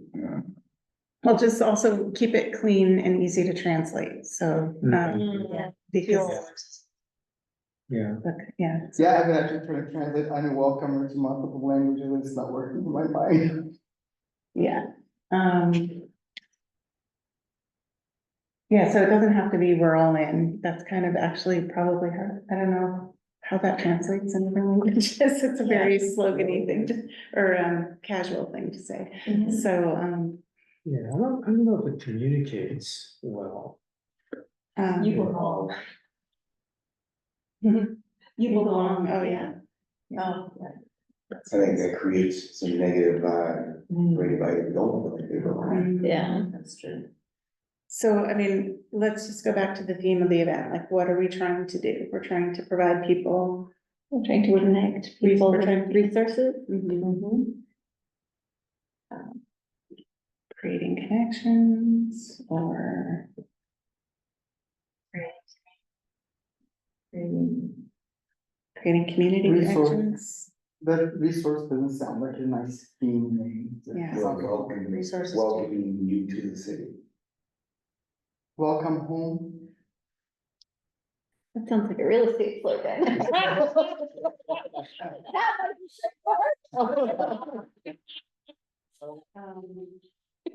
Your new home? Also a real estate.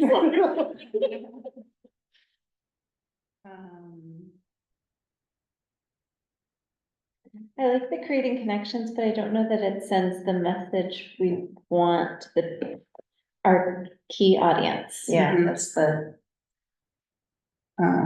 Make community connections or create community connections.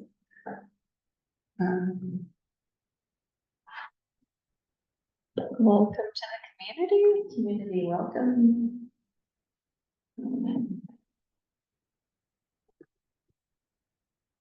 Well, I mean, if it was something like, again, you know, like I think of this Juneteenth thing, you know, like you just said, you know,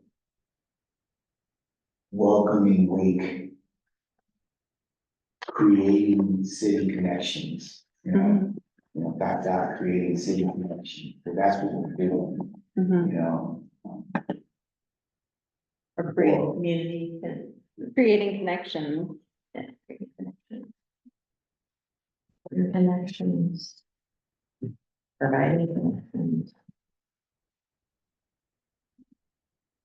If connecting our community, we use it for public transportation.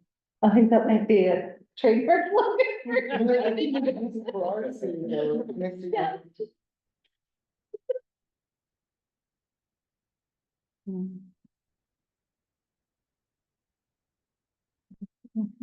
Community. Oh.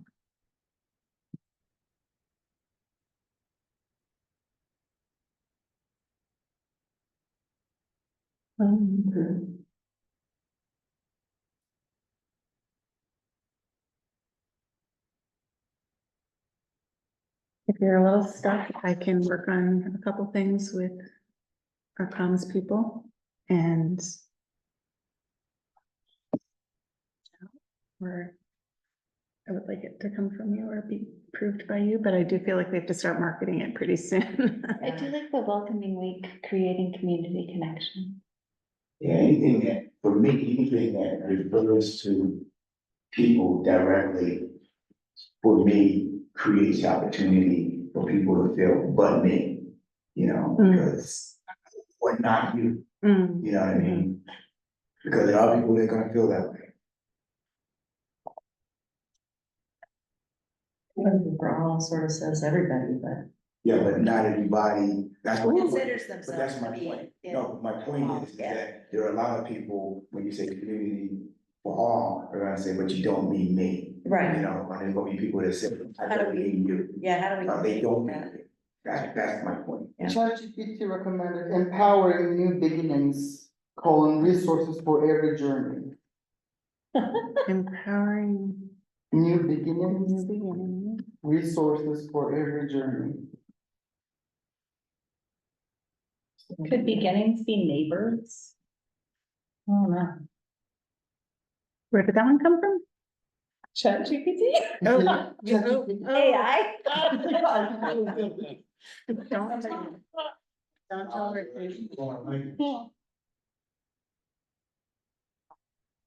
Um, Empowering neighbors.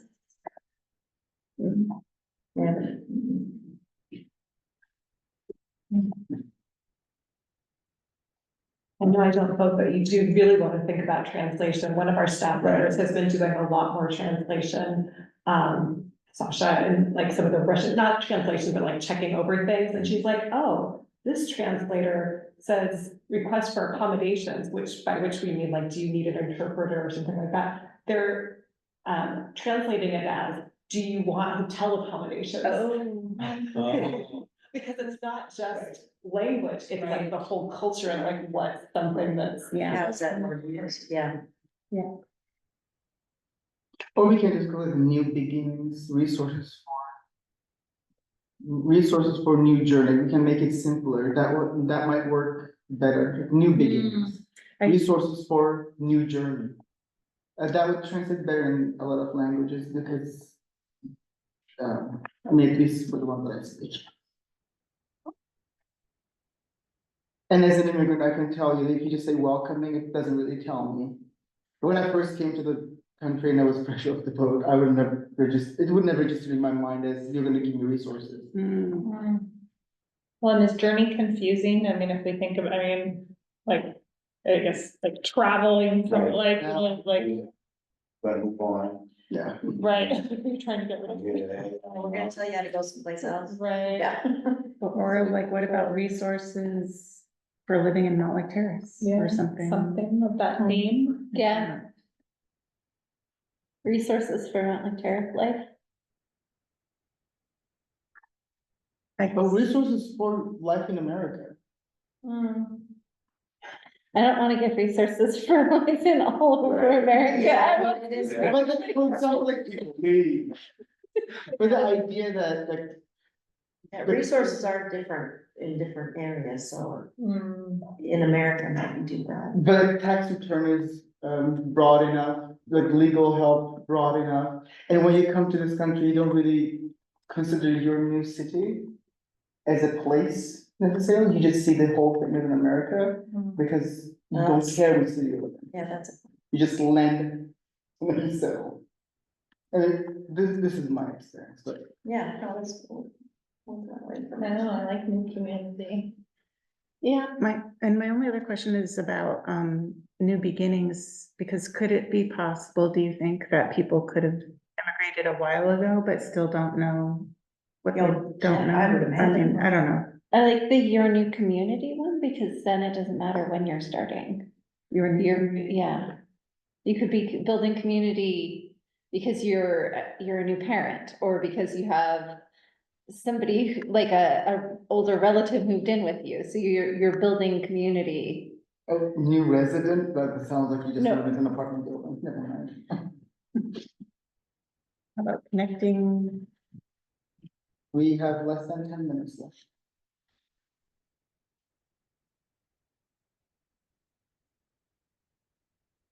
Connecting, I don't know. I'm just throwing it on there. I think it can be like a subheading. Mhm, mhm. I mean, and maybe the major main cutting is just welcoming week. I mean, nobody Yeah. knows what that is. 'Cause Yeah. that's before, right? They're not too specific. Yeah, I mean, I think that you can't walk away from, you know, welcoming week, you know, because that's what it is. I think that if you don't have that in there, then we're not doing what the program is, you know. So I think you have to have welcoming week, boom, whatever it is. Maybe welcoming week resource fair. Oh. Yeah, A It little is too a resource simplistic, fair. but that No, just but tells you everything you need. yeah. Welcoming week resource fairs, and it's very descriptive.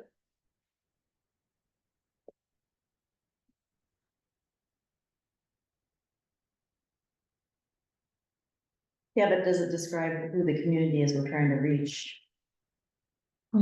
Because That could be in the description, but. Why don't you let me take the if you all like the last two or three, I can work on what the translation would be for some of our key languages and kind of get back to you via email about. We won't be able to vote, but I can get some feedback about whether You can I get think we're going in the right direction. buy-in from. Yes. Commissioner buy-in.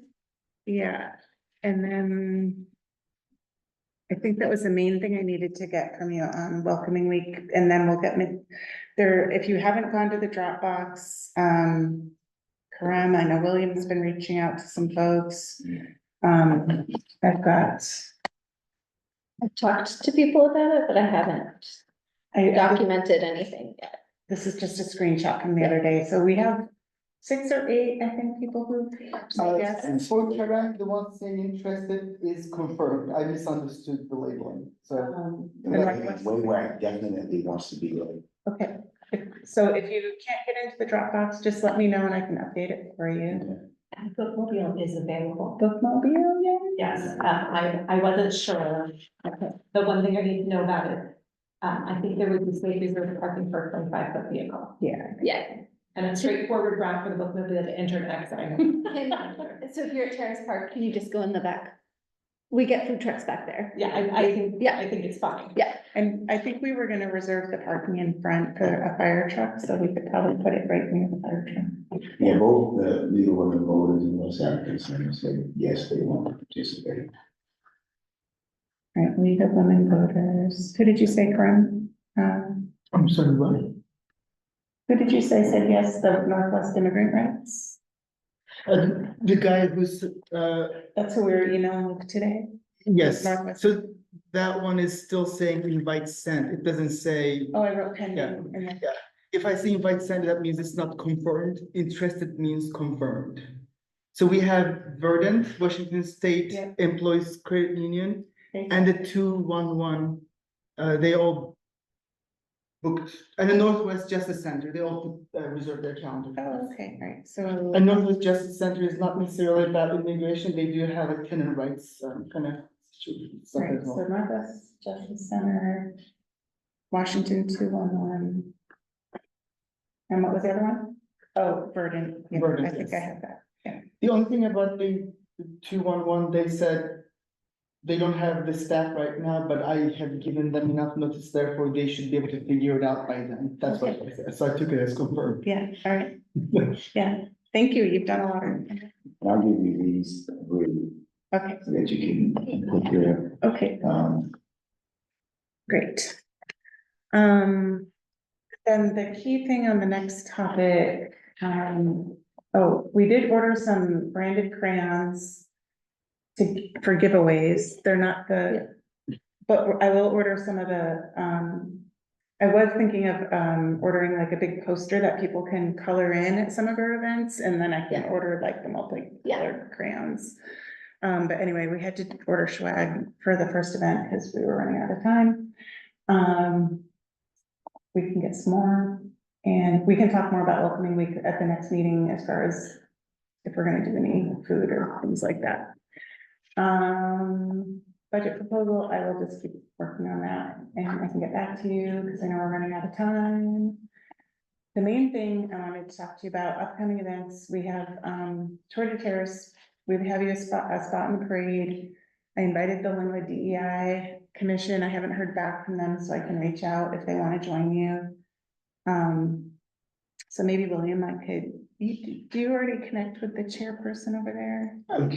You know, I didn't see him on Juneteenth. Yeah, I was like, we joined them at the table, we never see all them. So, you know, it's Doug, I mean, Doug is, Oh, yeah. Well, I'll connect with Doug again on that. you know, Well, I think we skipped number 11, nominations for chair and vice chair. Oh, yeah, we'll go back to that.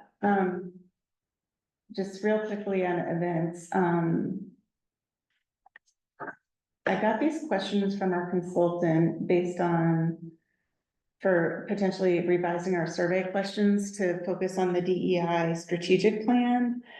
And I can also send these by email if you have any thoughts or comments. I know this was kind of short notice, I didn't get them in the packet. But we wanted to update the questions before tour to Terrace so that we can have a QR code and people can take the survey. And we can give them swag if they take the survey. Center. Yes. yeah, they, you know, go into all these different stuff, you know, I mean, like, I don't, you know, we could do some looking to see what kind of, you know, just, you know, like, buttons. We ordered one of those. We Yeah, ordered you some know, of those. There's a lot of, you know, really Black good things that, Right. you know, people will use. Yeah. You know, that, you know, we need to, if we see it, let's get this information. Let's now, we can't wait to the next meeting, because the next meeting's too late. So if you got ideas about swag, you know, send them to Caroline, like, immediately, you know, so they can get ordered for, we got tour Terrace in a few weeks, and National Night Out comes right behind it. Yes. Then other things that are going on that we might participate in, so, you know, waiting for meetings is too late, period. Okay. All these different things that we go to, and we see things and we grab it, you know, we think that, you know, it's worthwhile. And everybody may not buy it, but, you know, we can't sit on it, okay? That's what we gotta be thinking. Is that When our a boots fridge on the magnet? ground. Huh? Is that a fridge magnet thing? This is what? It's a paper bag clip. Oh, Yeah, it's a magnet. yeah. We I did, got we them all ordered over some my of those. daggone house, Oh, okay. every time we go somewhere, we pick it up, you know, Yeah. they're all over the place, you know. I have to say it was very, I spent way too many hours looking for cool diversity pins and pin making machines, but none of them were rated very well. So, I don't know, but yeah, if you have thoughts. And you know, my thought is really, you know, let's get swag that states our logo, you know, together we are. Mhm. You know, that's what I want people thinking about. I don't want people to think about DEI, you know, let's let them thinking about together we are, that is DEI. You know, they don't have to, you know, because that scares some people, you know, but together we are, that's what this whole conversation, all these meetings, how are we gonna, that's what this welcoming week is, you know, together we are, so, you know, we see things that we wanna, like, put that information on, that's my opinion, that's only my opinion. But I think, you know, our logo is our logo for a reason, you know. I like that idea. I think the magnet thing, I know, Bonita and I were reflecting on Linwood's, diversity, or DEI commission stickers. That Yeah, they've water done. bottle stickers. Yeah, and so like, I will say as somebody who is not good about putting stickers on my water bottle, I have the sticker with a magnet up on a whiteboard in my, house, so I will say, I've often wished that it was just a simple magnet. Okay, Yeah. because people are always in their fridge. That's a good idea. So, but I think it was, what William was saying is true, that it's more about what we're about than the actual, just the name. Yeah. Okay, so I'll send out the survey questions. If you have any feedback on those, just write me back and we will skip on to nominations. Where did I miss that one? We don't need a slide for it. We'll just talk about it. Well, So, wait a minute, before we do that, yes. you know, because since we're at number 10, we do have Tour de Terrace, and if somebody, first of all, it's what, July 20th, so we need to know who's gonna be there, who's not gonna be there, you know, for the weekend, so that we can, we're gonna share the table with the Staff, city. yeah. You know, but we need to know it's a long weekend, very long weekend of work. So we need to know if someone can create, like a schedule. I can do that. tried it. I'll do it. We'll do it right on June 15th, but we need to know who's gonna be where at what time, so that, you have opportunity to enjoy the event, while at the same time have opportunity to be present at the event. And in case if y'all haven't heard. Great events. Yes, you'll be I announcing. don't know how That's that smart. happened, but it did. So the parade is Friday, right? Yeah, Okay, and then what are the hours on Saturday and Sunday? I think it's 12 to 5. All or something day. like that. I think it goes later. I'll get the doodle out, so don't worry about it right now. Okay, I'll send alright. you all the doodle. Because I have something in the morning on Saturday, but I'm open on Sunday and then later in the day on And Saturday. let's think about who we can have join you in the parade. We can get students walking with us, kids walking with us, Yeah. instead of just us. Because it's time, I think we're ready for that. So let's see who we can get, I realize it's July, ain't no kids you can reach, but. It's gonna be a fun parade though. It's really fun. See who we can get walking with the DEI commission in that parade. Yeah.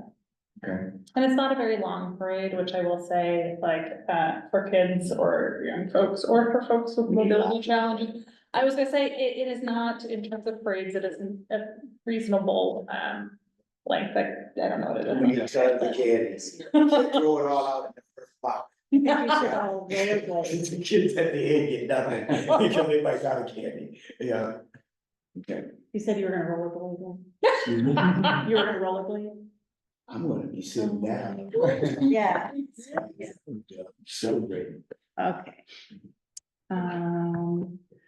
Nominations. So, what we're hoping to do today is, nominate people for chair and vice chair and vote next meeting once we, everyone's term expires.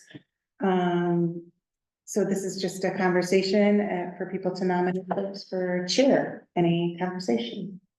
I can I nominate. nominate, Go ahead. I nominate, yeah. Okay, What were you going to say? I'll nominate Scott. Yes, Thank you. second that. So your term comes to an end with this next. This month, yeah. just as It's chairperson. a chair and Yes, vice chair. chair of the year. Yeah. Our term goes to 25. Yeah. Nobody represents this year. So it's just for 1 year and, the chair and the vice chair just for one year, right? Yeah, the chair is Yeah, only yeah. a 1 year Yeah. position. Yeah. Got it. So one Uh, person nominated her, 2 people nominated Scott. Yeah. Does the number count? We're voting next month. Yeah, Oh, well, yeah. so, and I wouldn't want to lose your leadership. Would you be willing to take a vice chair position? Well, we're only talking about chair right now. Oh, we're only talking about Yeah. chair. Got it. And are there any other nominations for chair? Do we ask people to And- accept the nomination? Oh, okay. That was Just my making sure. Vanita, Yeah, and, do what you think. Well, thank you. Then I nominate Scott.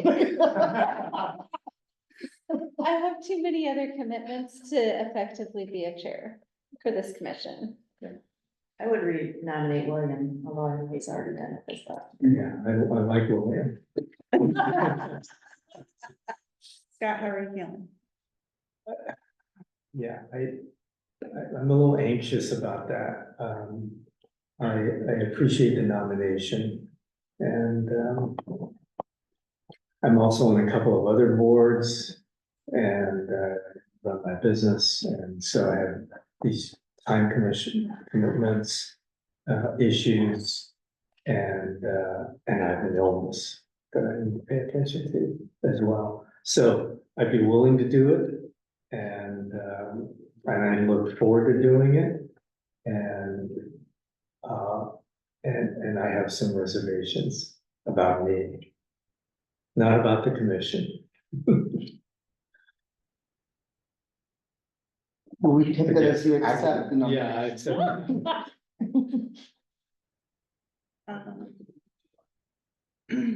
Let's see, it would be effective in July, I guess, because that would be the new term. would you want to talk about nominations for vice chair first? Sure. So we have a nomination for William. I think, I Teresa. nominate Kermit. Yeah, I did nominate William. Okay. Karim, did you just nominate Kermit? But he declined, so that. Okay. All right, let's do some nominations for vice chair and then we can go back. Wait, I thought that's what we're, Oh, for That's what Kermit, we're doing right now. for vice chair, yeah, I know, that's what we did though. for, who did we? Correct, decline. Oh, Kermit, gotcha, sorry, I'm catching up. I nominated Benita for vice chair. I could do vice chair. Oh, Oh, weren't they accepted? I would accept vice chair. okay. Any other nominations for vice chair? And I would decline for the nomination for vice chair. Oh, but I was not re-nominating me for chair. Should have turned into hospitality. I didn't think you would take vice chair. Okay, so I'm a little confused. So All right. for chair, we have Scott as nominated, and he's only nominated, Accepted, yeah. right? And he accepted. And for vice chair, we have Bonita, who accepted and William declined, and Kermit. I don't know if you accepted, Scott. Yeah, he had reservations. Yes, I have reservations. and We I- did with You reservations. did accept. Okay. They had no backseat. I have some caveats. I think the other Alright. part is though, that if life happens in the way, then we can make adjustments in a year if need be. Absolutely. Yeah. So it's not Yeah. a lifelong commitment, Yes, it's a. So can I get a motion on the floor to vote for chair tonight? I moved to vote for chair tonight. Can I get a second? Is that possible? Yes, it's possible. We're not taking over tonight, we're taking over next month. Okay. We did last year. Well, let's vote before he changes his mind. I mean. The last 2 years, we have voted in June. Okay, all Yes. right, sorry for not. Okay. Okay, I moved to, wait, All I right, so moved to vote. it's been motion, a motion's been put forth to vote for chair, and it's been seconded. And- Who seconded? Okay, Thank you. okay, there's a second.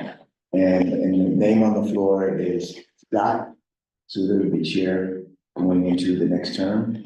And, any discussion? Okay, all in favor of Scott? Aye. There's no nays, so be it. We'll welcome you in July, so you can just chill right now.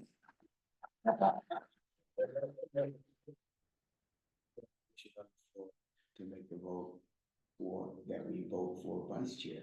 I move that we vote for vice chair. And myself, okay, we moved and seconded by Kermit. And so, and the nominee on the floor is Bonita. And any discussion? All in favor for Bonita being vice chair? Aye. Aye. So hold hands, it's unanimous. Congratulations. Congratulations, and I'm happy to meet with both of you sometime before the next meeting. if you- And I will also, we'll Yeah. probably do that together so we can share, And you see now, like, actually, I'm thinking, boom, she's writing stuff down, that's because collaborating, it's really good. Okay. And she's a month but. I'm prepared. Is there All right, room for an acceptance speech? Let's go. Yes. All right, that's July, that's July. Yeah. Gotta work on that speech. Don't want to extemporaneous speaking. Okay, let's go to the chair reports. We'll start with Kermit.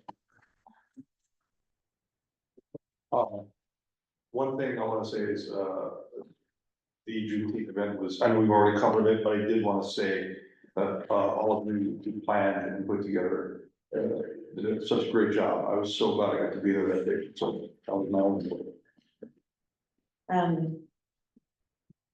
I'm just moving down the line. Yep. I went to the tracks ribbon cutting, which was pretty interesting because it was kind of interesting to be in there and listen to all these guys who built those buildings and 90% of the previous buildings are rented and they said 28%, I think, of tracks they had leases on, even though they weren't moving in yet, so people are going there. And then I also went to Cops and Clergy, got to meet Wally from the Access Project, talked to him a little bit privately, but it was really interesting to hear his presentation. And then also, somebody from, Domestic Violence Services, Snohomish County was there talking about, ACEs, which is Adverse Childhood Experience Study, which was really interesting. And how that impacts, how it kind of tied in with, the Access Project too, so that was really interesting. And then I would echo what Herman said about Juneteenth. It was really fun to be there and fun to be involved. And the students that did come, they were like eager to do whatever, and it was great to have them there. And so anyway, it's all good. I'll echo Juneteenth as well. It was great. I love the layout. I think everything's just well thought out. And a lot of food choices. That was great. People really enjoyed that. I think the comment that I would have would be going into next year, more constant music. There was a lot of like just dead time, just people milling around, even though we were having a lot of fun. But it wasn't something, a rhythm of some sort of music of some sort to keep people entertained. And I was happy to be a part of that. I continued to participate in CPAG, and we're coming up on our very last meeting next week. And so that all kicks off here. Pretty shortly. Excited about that. And I don't know if this is part of it, but I attended the public safety discussion. And that was kind of interesting, a lot of drones and had a chance to talk to Chief for a little bit. Yeah, so that's it. I attended these, it's the holiday is called Uhla, and it's a Siberian indigenous people New Year celebrating solstice. There's a big influx of Siberian indigenous community here because of the Russian oppression, and they moved to the Linwood area. And we created a nonprofit for them, and then there are about 60 families. We had our first New Year celebration here to help them. We're trying to create a community of them so they know each other, because they all are from the same country, but they don't know each other. So they're just trying to form a community here. And we had a journalist from My Edmonds News and Linwood today. So hopefully tonight or tomorrow it's going to be on the news article. And that ethnic group is very excited about this because they feel seen, because Americans don't know who they are. And they're very eager to be a part of the American community, so I'm gonna pull them into the water.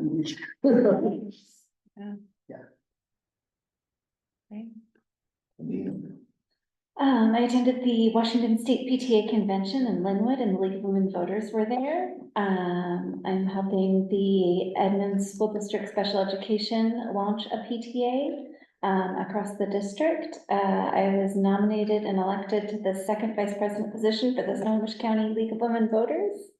I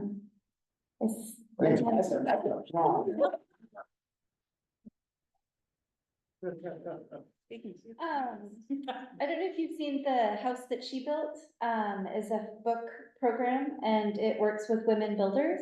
And so Edmonds School District, the parent group, was able to connect 625 copies of the book for free to donate to all the classroom sets to every elementary school in the district.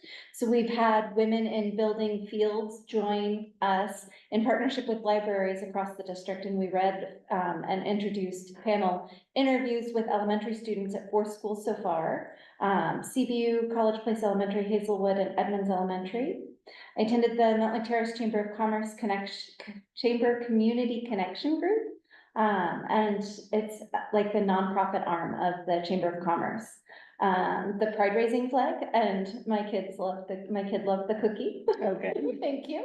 I was able to attend the Snohomish County Pride event, the cops and clergy meeting.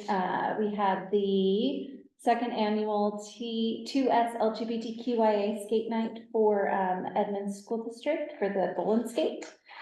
Girls in the Run had a 5K, which celebrated kids around our community, and there are lots of community partners there. It would be wonderful to connect with the Mill Creek DEI if they have one. I don't know if the city of Mill Creek does, but they do the run in Mill Creek Town Center, and so they run out to the transit station and then come back. But they had a lot of vendors there, and so I tabled with the League of Women Voters. My kid finished 8th grade and had a celebration and graduation, was on honor roll. Nice. And my mother-in-law is home from the hospital again.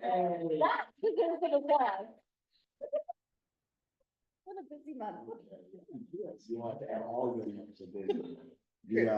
I guess for June, I attended the city council meeting and presented LGBTQ proclamation to former commissioner and her family, as well as we also presented a proclamation, Juneteenth proclamation to Isaac and Terry Lott, for pulling this all together. So that was very enriching. Then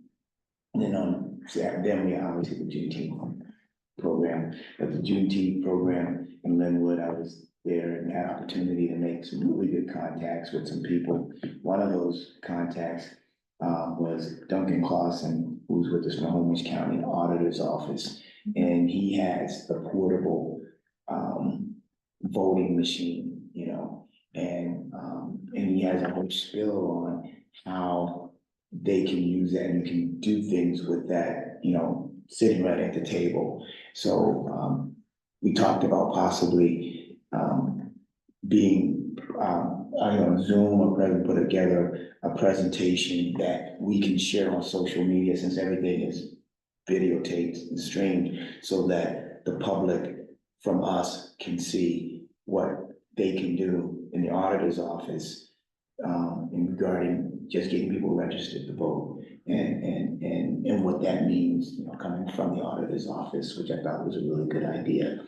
And then there's some of the other contacts, I gave her that want to be a welcoming week. One of them that really got my attention was domestic abuse, because when we, a few months ago, went to Berta, when they had that program, and they had the Western African population doing presentations on domestic abuse. Again, it's something that nobody knew about except them. That's pretty rampant, and it's a cultural thing.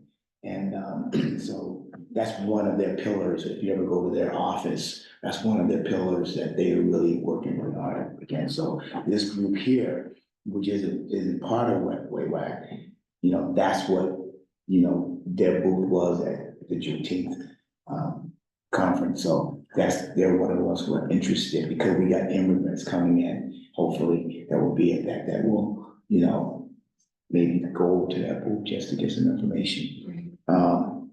Then, like I said, even though it's partisan, I was at this past weekend, I spent the whole weekend over in Bellevue at the Democratic Convention. And all I want to say to that is, had opportunity to speak to our commission, had opportunity to answer questions about our commission, because that's how the conversation all started. People were coming over introducing themselves, saying, "Aren't you the DEI commissioner of Mountlake Terrace? We need to talk."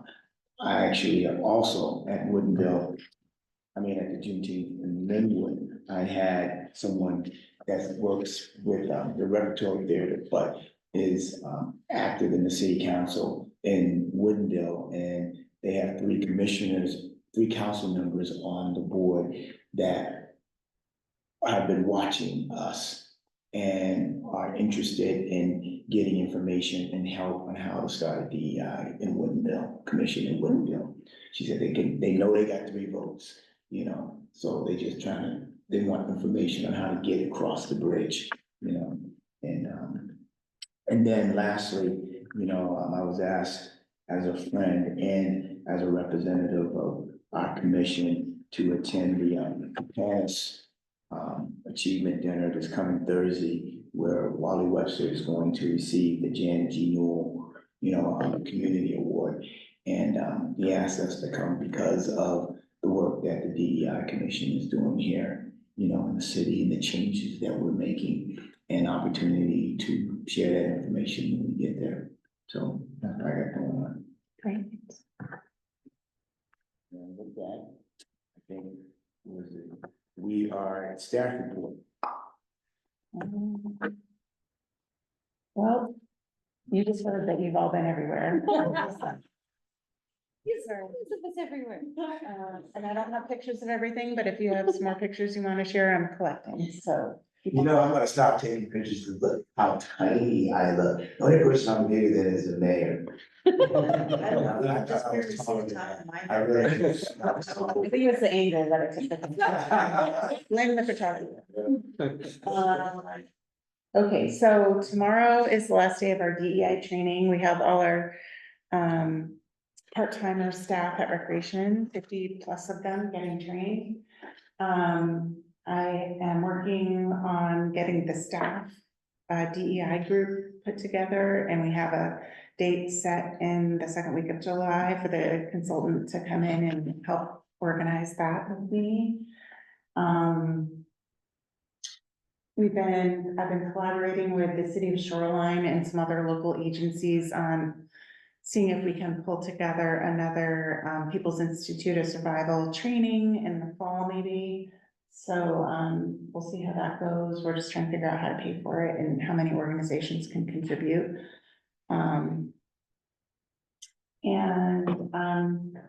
Been working on updating the council strategic plan and making sure that we have the DEI voice in the goals and strategies. And then just a couple we have our finance director is leaving us this week, and so we're in this of recruiting a new finance director. And we've just had a few people out on leave, so I've been acting public works director. So anyway, just if I feel scattered, there's a few things going on. We're just trying to get ready for budget and hire some people, so. What does that search look like?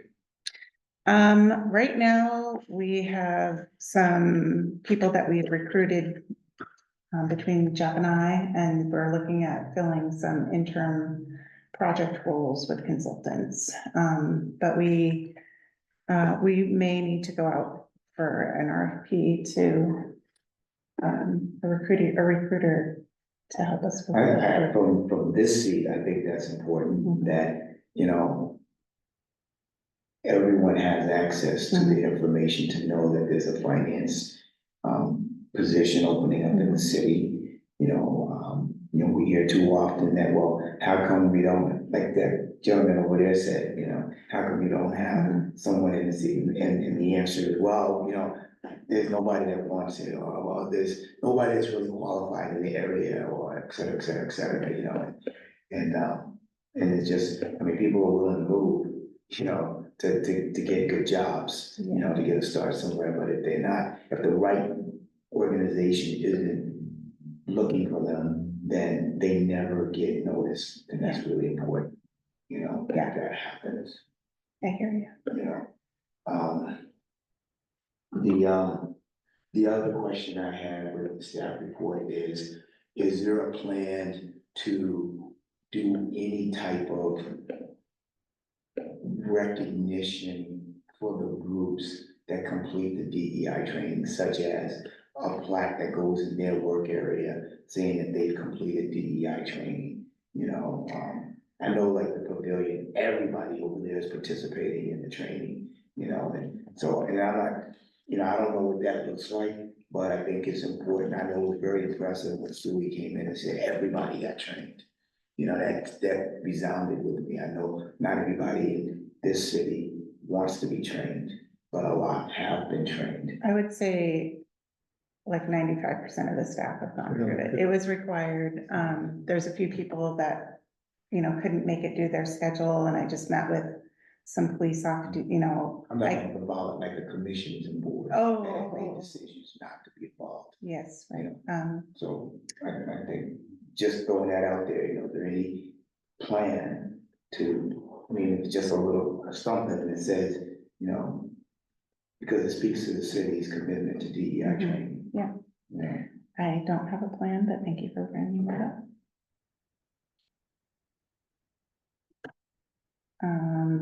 That's all I have, and new business. Yeah. Anybody got any new business? I think we already talked about Tour de Terrace, we talked, National Night Out is gonna come up, so we need to, you know, proactively have some ideas about that.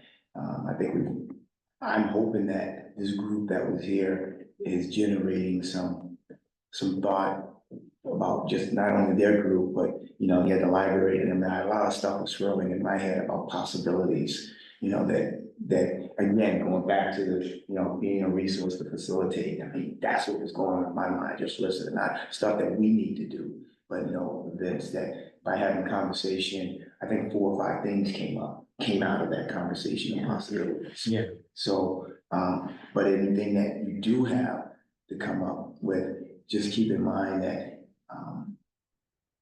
I would prefer that you send that information, you know, to Carolyn so that it's in the pipeline, so that at the meeting, it don't just get, you know, mentioned then, because nothing happens, because it's like this surprise, and, you know, next thing you know, it's something that maybe we wanna do 2 months in advance, or 1 month, but we only got a month to do it, because at the meeting, you know, we don't really have opportunity to come in with a thought about it, because we're just hearing about it.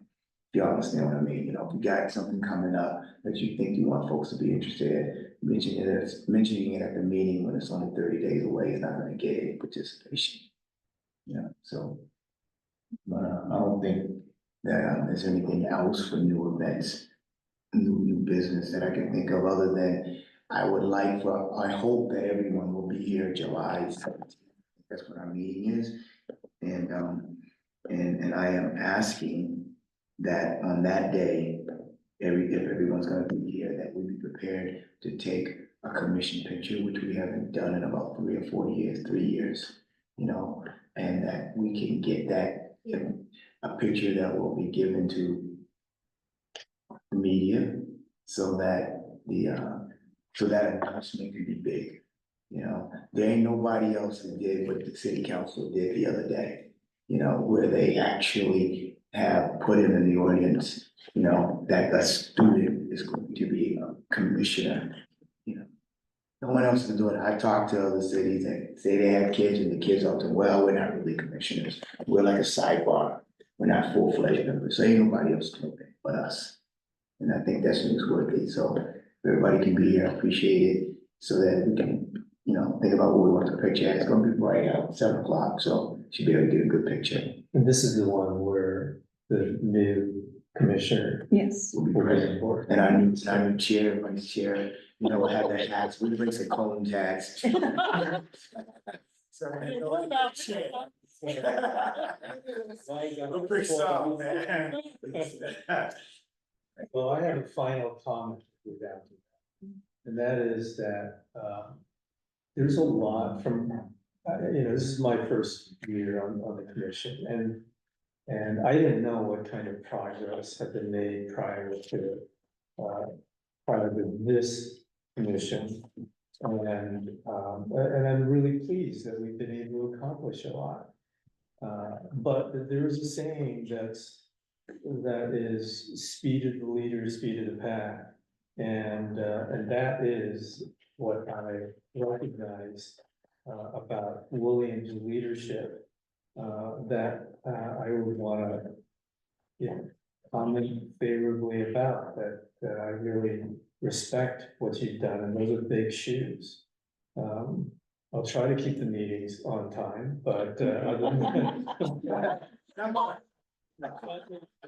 nothing new that I can bring to the, thank you very much. Thank you. I appreciate it. And also at the next meeting, we'll have our comp plan friends come back So I will get you materials ahead of time so you can read it and you can have more productive time. And I think that, you know, we've had this conversation, I'll say it out loud, that is, I think it's important that, you know, the time allotment that we have for folks is generous enough so that they can do what they need to do without us feeling like, all right, you need to move on, you know, when we really, really want to be listening to them and hearing from them. So if we've got it, so when the thing goes out and the draft goes out in advance, whatever, if it doesn't feel good, you know, say something, you know, we're not here to keep everybody here all night, but sometimes you gotta do that. But what we really wanna do is stay on time, but have it a meaningful, a significant, meaningful event.